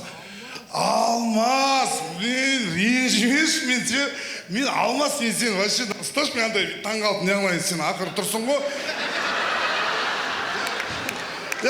Алсабек! Алмас! Танысайын абаламен, танысайын. Қуаныш! Мынау Қуаныш, мынау Алмас, Бақытбек. Сәке, мен енді... Мистер Пропер! Сәке, мынау кім бес па? Жинка, бол, все, мен түсіндім. Қуаныш, осы құрам баяғы Қызылорда. Баяғыдай ойнаймыз. Сен хабарлайсың, Бақалек екеуміз ойнаймыз, қалғандарың дұғада боласыңдар. Тоқта, қалай екеуің ойнайсыңдар? Бізше сонда. Біз не үшін келдік нараға? Біз де квен ойнаймыз, рөл бер бізге. Сонда қаншама жылдан кейін квен ойнаған кезде не? Қарап кетуге келдік па біз нараға? Рөл бер бізге. Пікір деген сайын кетіп баратқан жоқ па? Әзілге таласпайды шығарсыңдар 627 адамның алдында. Ойнағың келгенді. Кел, сен мына жерге тұр, көрейік. Бәріміз кәдімгі сен қалай ойнайтынды көрейік. Мен негізі ойнағым кетіп тұрған жоқ. Мен негізі банкетті күтіп жүрген адам. Мен бірден айтайын.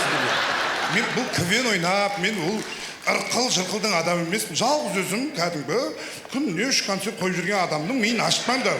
Өйтіп таласып. Сен бергел, мистер Пропер. Сен мына қасында тұрасың, екеуің бір күшті ойна. Сайт не бар? Бірден істеші мыналарға. Так, онда ауруханада болған жағдай. Не жағдай болып жатыр? Істеңдер ал. Ауруханада болған жағдай дейді. Сен дәрігер боласың. Аурудың дәрігері болғанын көреді қазір халық. Сен медсестра боласың. Так, бізде қандай не жағдай? Ауруханадағы жағдай. Сен атың? Едіге. Боссың ғой? Боссың ғой? Ертең? Боссың. Все, болды, сен операцияға дайындал. Короче, операцияға дайындал. Сен мент брат боласың, Қуаныш барып ана не алыңдар. Все, сайт дұрыстап хабарла. Жасаңдар.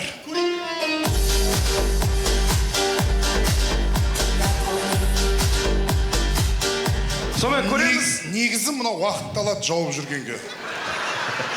Сонымен көреміз ауруханада болған жағдай. Ал. Әр қайшысың әр жақтан шашырамай, көрейік деген сияқты ойнатып тұрыңдар. Бісміллә. Скальпель жүрсің.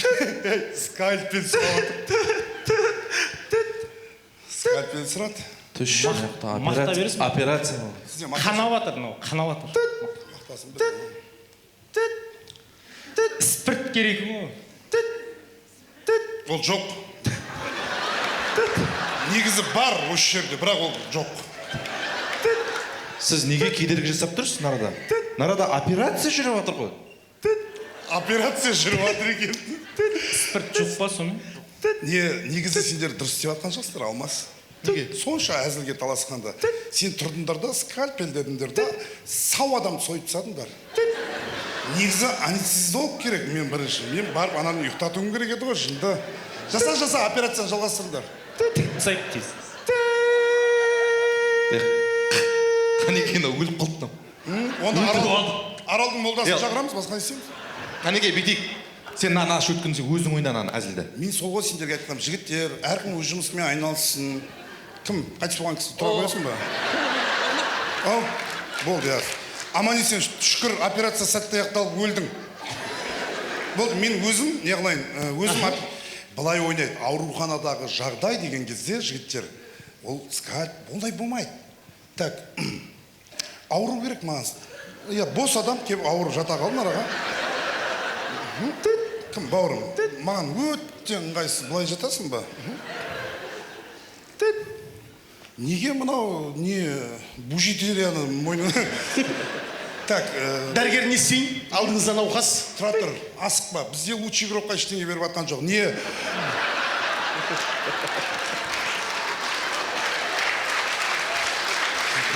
Асықпаймыз. Алмас, сен мына жерге жақын тұр. Сен дәрігер кел, міне. Ал көрейік енді. Ауруханадағы болған жағдай.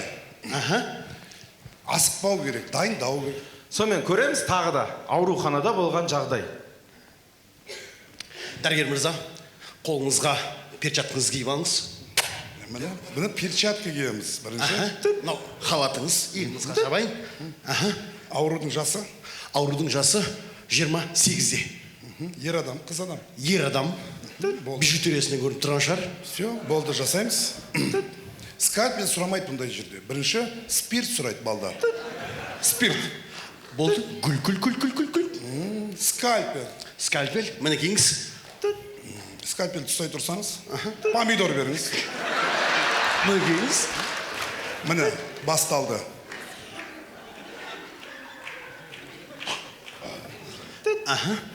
Помидорыңыз.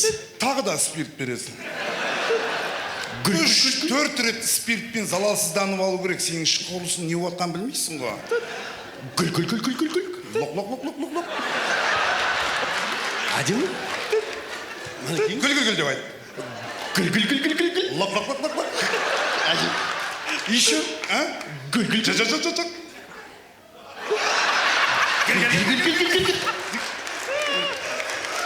Операцияны бастауға болады. Мына маңайдан бастап шабамыз.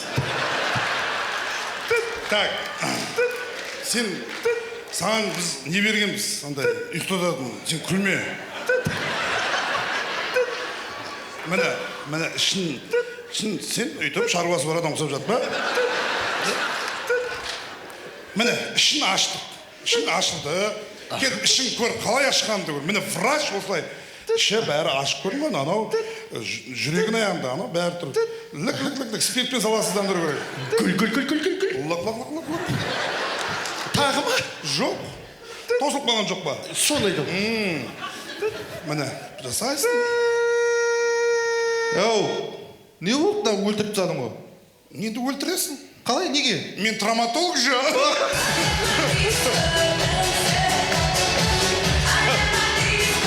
Олай болса, құрметті ханымдар мен мырзалар, Қызық Орда, біз кеттік! Жүрмейсіңдер ма не? Неге айқайлайсың айналайын? Адам өліп атқан жоқ мана арада.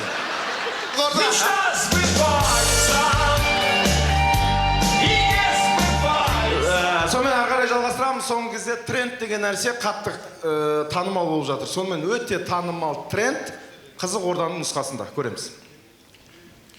Менің есімім Қанат, мен араға келдім. Шапалақ қайда? Жігіттер, менің атым Алмас. Мен кимчи салат алып келдім. Өте керек зат әкеліпсің сен. Менің атым Ерлан. Сен жаңа өліп қалған адам бесің ба айналайын? Сен операция алысып шеш. Менің есім Қуаныш, мен морковша салатын алып келдім. Не деген салат? Менің есімім Бақбек, мен бағил алып келдім. Сен мал екенсің а шамалы? Біз саған помидор әкел деген жоқпыз ба? Жоқ, енді Қанеке, былай ғой, түсініп тұрмын барлығыңызды. Тұрыңыздаршы. Сіздерді енді міне салихалы азамат ретінде бүгінгі сахнада, киелі сахнада сіздер мынандай үлкен бастарыңызбен халықтың алдында мынандай жеңіл әзілдеріңіз болмайды, Қанеке, түсінесіздер ме? Бұл сахнада білесіздер ме, талай тұлғалар шыққан. қазақ театрының алғашқы сахнасы осы жерде басталған. Сондықтан да бүгін Шекспир классика. Сен осындай бұндай сахнада бұндай әңгіме айтуға болмайды деген әңгімені сары шашыңмен айтып тұрсың ба маған? Жоқ, Қанеке, түсінесіз бе?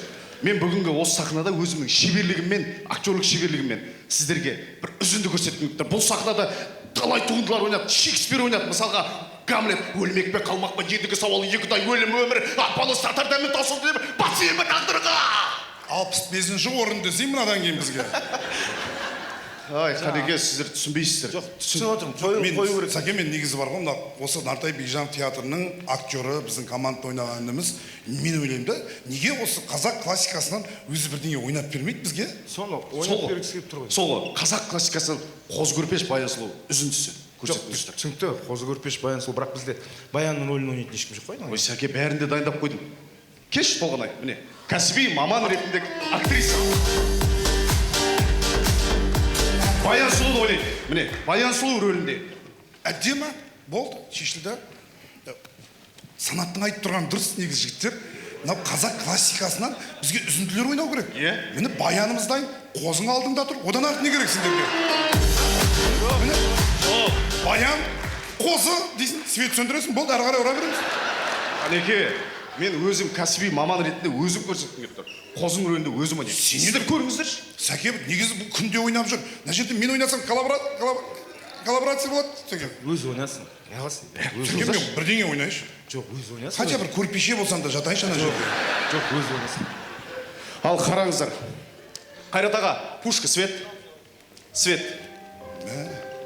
Бірден сөйтіп кетесіңдер, мане. Баяным. Қозы. Ел танымайтын жерге кетелік. Сонда бақ қағып өсірген ата-анамның бетін жерге қарады. Екі қозы жүрсе болмайды, я. Баяным. Тауда баян, көлде баян, бәрде баян дейді. Қозы. Кімсің сен осы?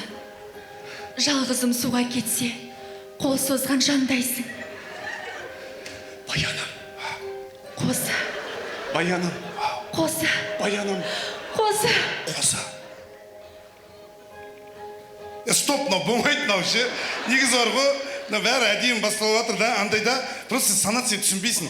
Бұл қазақ классикасы, бұл андай біздің Қозы Көрпеш Баян сұлу, ол театрда болу керек та. Бұл жерде көрермендер, ол КВН көруге келген адамдар, ол дұрыс емес.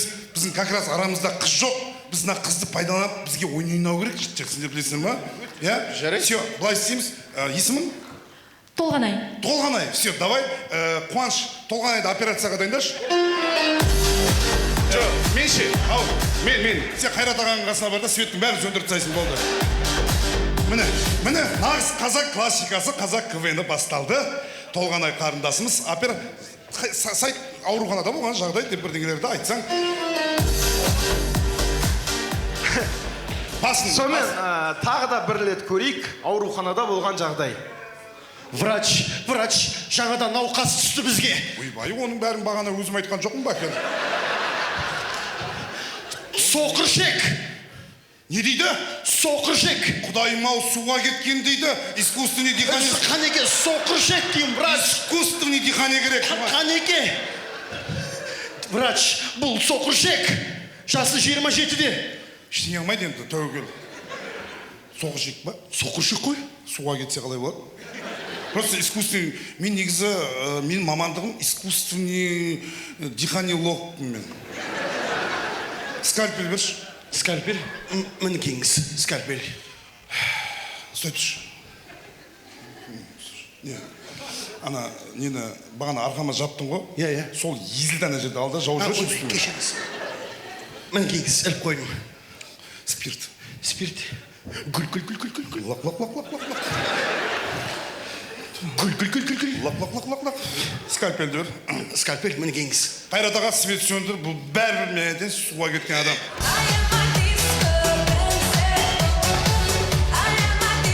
Ассалаумағалейкум ағалар. Уағалейкум ассалам. Жаны жайсаң жағалар. Жеттім ау. Сіздер екен ғой мен таппай жүрген командам. Сіздерге ойнайын мен? Сіздерге ойнайын дейді. Бізде бітті ғой. Енді операцияға дайындаңдар, не істейсің басқа? Негізі Санат өте дұрыс айтып жатыр. Нартай Бекежанов атындағы драма театр, ол біздің Қызылордадан талай мықтылардың шыққан жері. Әрқашан өзінен шыққан жұлдыздарға қошемет ұрып отыратын, ол біздің жұлдыздар деп мақтанып жүретін көрермен, сіздерге мың алғыс.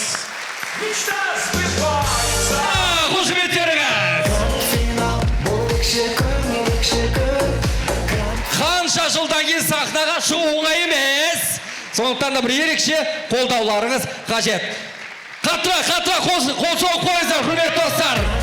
Қорқыт жастары, тұңғыш Астана Қорқыт құрамасы, аралас, Қызылорда. Қорқыт жастар айттым. Тамаша, ал, құрметті қазылар алқасы, өте оңай. Бал ештеңе көтермейміз, өзара ақылдасып, кім чемпион екенін анықтаймыз. Бізде бір ғана белдік, бір ғана белбеу. Сол жақтан өзара бір ақылдасып алайық. Менің ойымша еш қиын емес. Ал енді оған дейін, құрметті достар, бұл енді тарихи сәт, тарихи ойын болғандықтан келесі сөз кезегін Қызылорда КВН филиалын қанша жыл басқарған біздің көшбасшымыз Абдусаид Төлеганов ағамызға сөз бергіміз келіп отыр. Сәке? Рахмет, қазылар алқасы өзінің бағасын шешем дегенше, біз мынау бүкіл баяғы КВНщиктер болып, действительно 2013 жылы үздік филиалын алдық. Одан кейін талай КВНщиктер шықты, 200-ге жуық команда шыққан Қызылорда облысынан. Және осы филиалдың алға қарай дамуына, осы сахнада тұрғандардың әрқайсының еңбегі өте зор. Бәріңе негізі рахмет, бірақ действительно сол кезде дамуына өзінің ерекше үлесін қосып жүрген жігіттерді бір марапаттап жіберсем деген ойым бар. Рұқсат етсеңіздер, мен соны марапаттап жіберейін. Жалпы бұл сахнада тұрғандар жігіттердің арасында бір жігіт бар, действительно жүрегі ақ, өзі сияқты кең. Қандай команда қай жаққа бармасын, ол жігітке бір звондаса, сразу әзілдерін дайындап, сразу сол Қызылорданың командалары бірден бір жақсы жетістікке жетсе екен деп, бірден сояққа жетіп барады, Алматы болсын Алматысына, Астана болсын Астанасына. Осы команданың ішінде мен білетін сол филиалда баяғыда жүргенде әлі де сол мінезбен, сол өзінің ақкөңілдігімен бәріне көмектесіп, жан ашып жүретін бір жігіт бар. Соны марапаттап жіберсем сіздердің рұқсаттарыңызбен. Қызылорда қаласында қазақша ойындарының дамуына үлес қосқаны үшін Әділбек Сапаров филиал жанашыры номинациясымен марапатталды. Жыл жанашыры Әділбек Сапаров, Қорқыт жастары. Бәрекелді. Рахмет. Дик, рахмет. Қошеметтеріңіз болғанда тағы да. Енді Қызылорда КВН филиалы негізі 2004 жылдан бастап өзінің жұмысын бастады ғой. Енді әртүрлі атаумен, немен, бірақ осы эра дейді ғой, прайм уақыт дейді ғой. Сол прайм уақыттың уақыты сол 2010 мен 2015 жылдарының арасында болды. Неғызы әр лигада, Қызылорда облысындағы финалда бір жылда 13 жыл, бүкіл лигада 20 команда Қызылордадан финалда өнер көрсетті. Сол кезде кімнің еңбегі дейін десем, сол кездегі сахнаға ойнап шыққан әрбір әзілді дұрыстап, әрбір әзілді реттеп берген, менімше бүкіл филиалдың тарихындағы ең үздік редактор деген номинация бергім келіп тұр. Филиал тарихындағы ең үздік редактор ол менің досым Асанбаев Нұрлыбек. Қошеметтеріңіз. Нұрлыбек Асанбаев, Қорқыт құрамасы, үздік редактор.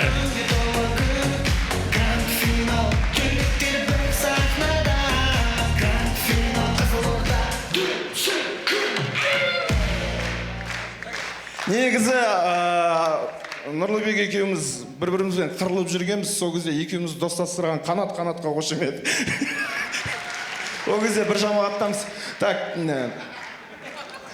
екінші, мына Қызылорда қаласына действительно өзінің басқаша әзілдерімен келген бір аудан болды. Ол ауданда действительно Ақтөбеден сояққа келіп, Аралды мен қазып шығарам, Аралдың ішінде талай таланттар бар, Аралдың ішінде осындай кереметтер бар деп, действительно филиалға қаншама әлі күнге дейін жас балдарды алып келіп тәрбиелеп шығарып жатқан филиал тарихындағы үздік жетекші дейінші.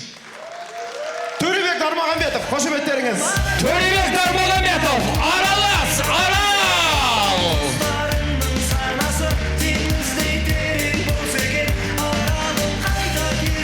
Тоша, қошеметтеріңіз, рахмет.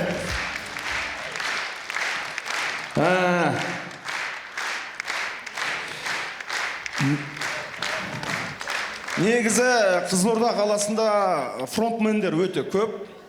Жекелей де шығатын, оны стендапта да көрсетіп атқан балдар бар. Оны кеше Қанат Айжапаровты да көрдіңіздер, осы жерге келіп 3 сеанс концертінде беріп жатыр. Ол жерде ғалымдар да бар, бүкіл республиканы өзіне қаратып айырып жатқан.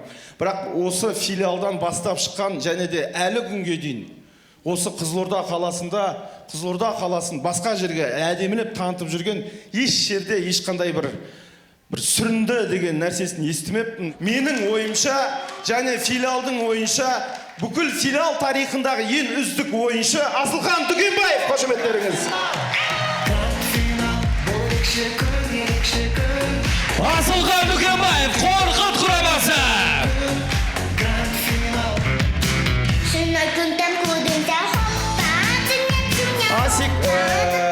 Асик былайша қалғанда республикалық ойындарда ең көп үздік ойыншыны алған жігіт, филиалда да ең көп үздік ойыншыны алған жігіт, филиал тарихындағы ең үздік ойыншы Асылхан Дүкенбаев, қошеметтеріңіз.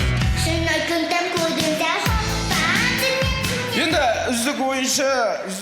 үздік ойыншының алдында да адамдар болды, яғни өздеріңіз де көрдіңіздер, қазір бүкіл республиканы аралап, бір емес 3-4 сеанстан өзінің жеке концертін беріп, Қызылорданың әзіл патшасы деген номинация Қанат Айжапаров.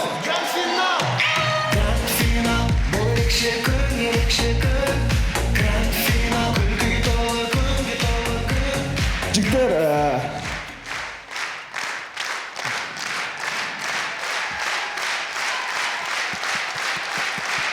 Қанат Айжапаров, әзіл патшасы.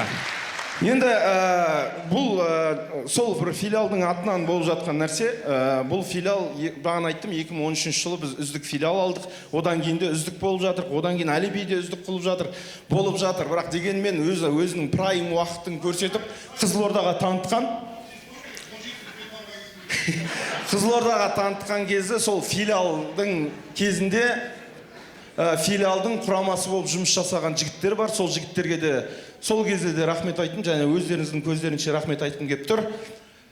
Үздік филиал болуына үлкен үлесін қосқан, сол кезде ұйымдастыру жұмыстарында ұйымдастырды, сол кезде премьер-лиганың да чемпионы болды. Бүгінгі де ойындың бас аяғында жүрген ұйымдастырушы жігіттер, филиалдың үздік құрамасы, үздік құрамасы, үздік жұмысшылары десек те болады. Тұңғыш Астана КВН командасы, қошеметтеріңіз.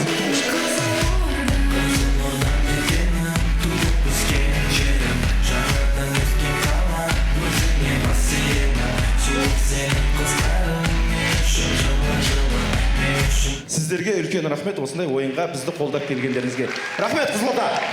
Рахмет, Сәке. Енді, құрмет достар, расыменде бәрі үздік. Сол кезде бізді тамашалаған көрермен бүгінде алтын уақыттарын бөліп келгендерің үшін сіздерге де алғысым шексіз. Бүкіл жігіттердің атынан біздің үздік көрерменге бір қошемет соғып қойыңыздар.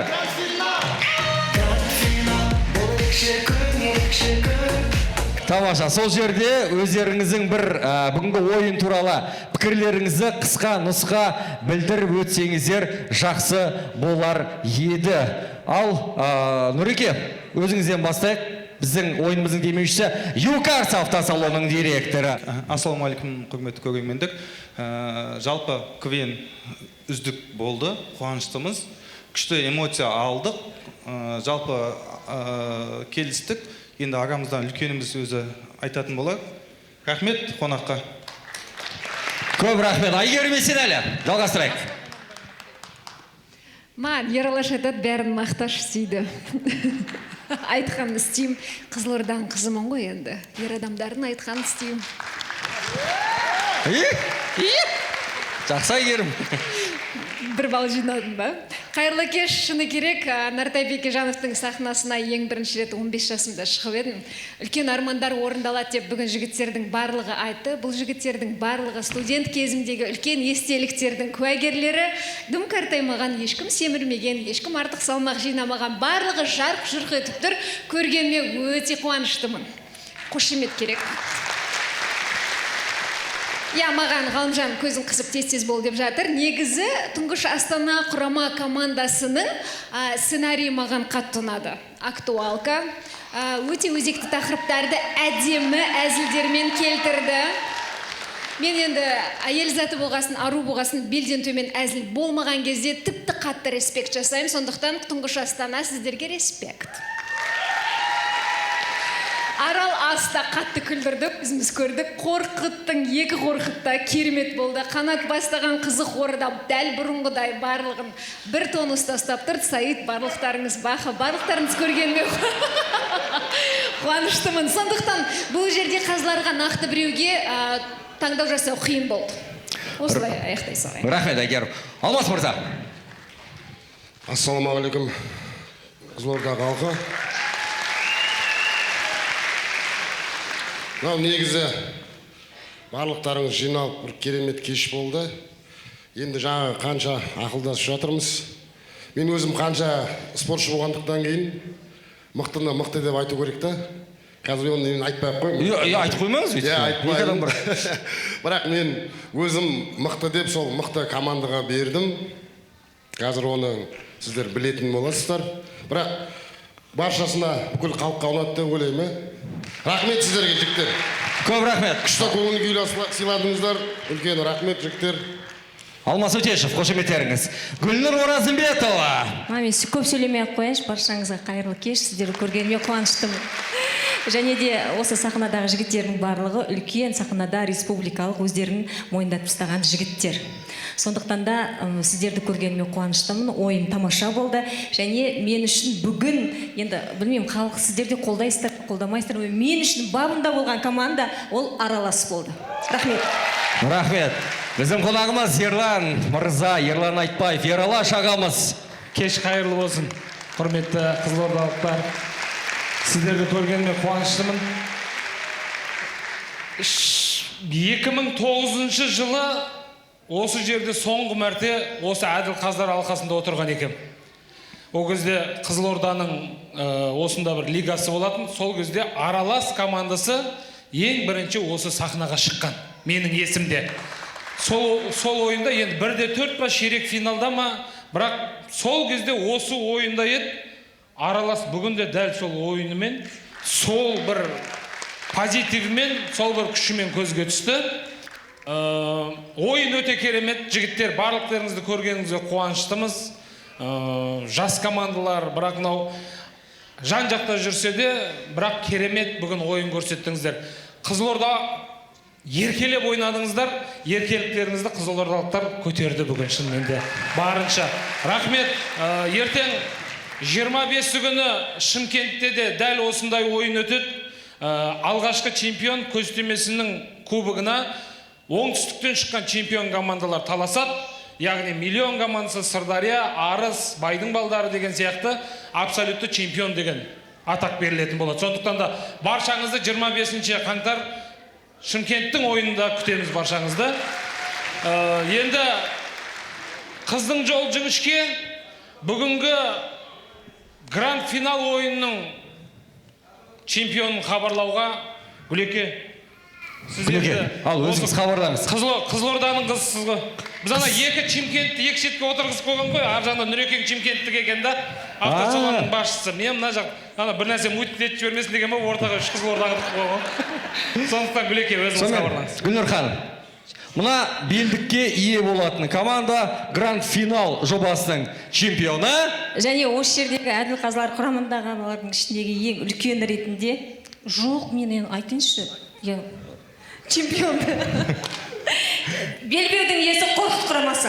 Қорқыт құрамасы! Гранд финал түлектер кездесуінің чемпионы!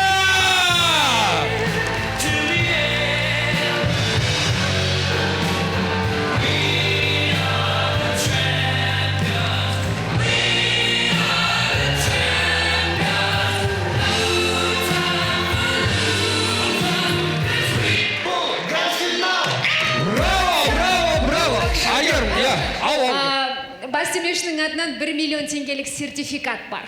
Қорқыт құрамасы. Жоқ. Ол емес. Себебі бізге үздікті таңдау қиын болды, соны бөлдік. 1 миллион теңгелік сертификатты біз Арал Асқа табыстаймыз. Арал Ас 1 миллион теңге.